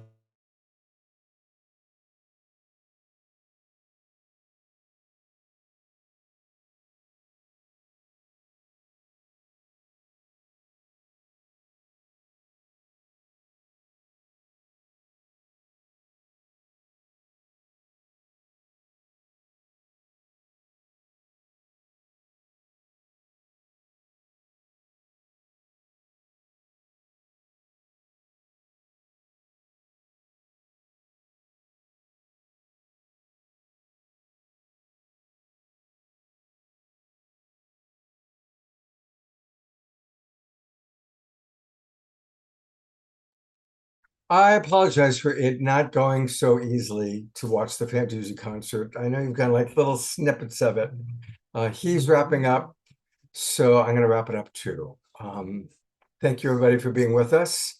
And I'm glad you at least got one good song in. Thank you, Johanna, for all that you do to make things happen. And hope to see you all on Wednesday night. We're going to learn all about lucid dreaming. Thursday night, special event with the Twin Ray. You do make sure you open up the email that I sent out that has the Zoom room link for that. And then Saturday night. And I'm going to put the Wild Monk and his buddy on. Jerry, we're kind of coming in and out because of, but we are going to do, we're going to do something special for Jerry in the next few weeks. So we love you, Jerry, and your buddy. There he is. And I'm going to go to gallery view one last time, everybody. It's been quite a night. It's been an amazing 4 years, and I look forward to 4 more years with all of you. Take care, everybody. Good night, and God bless.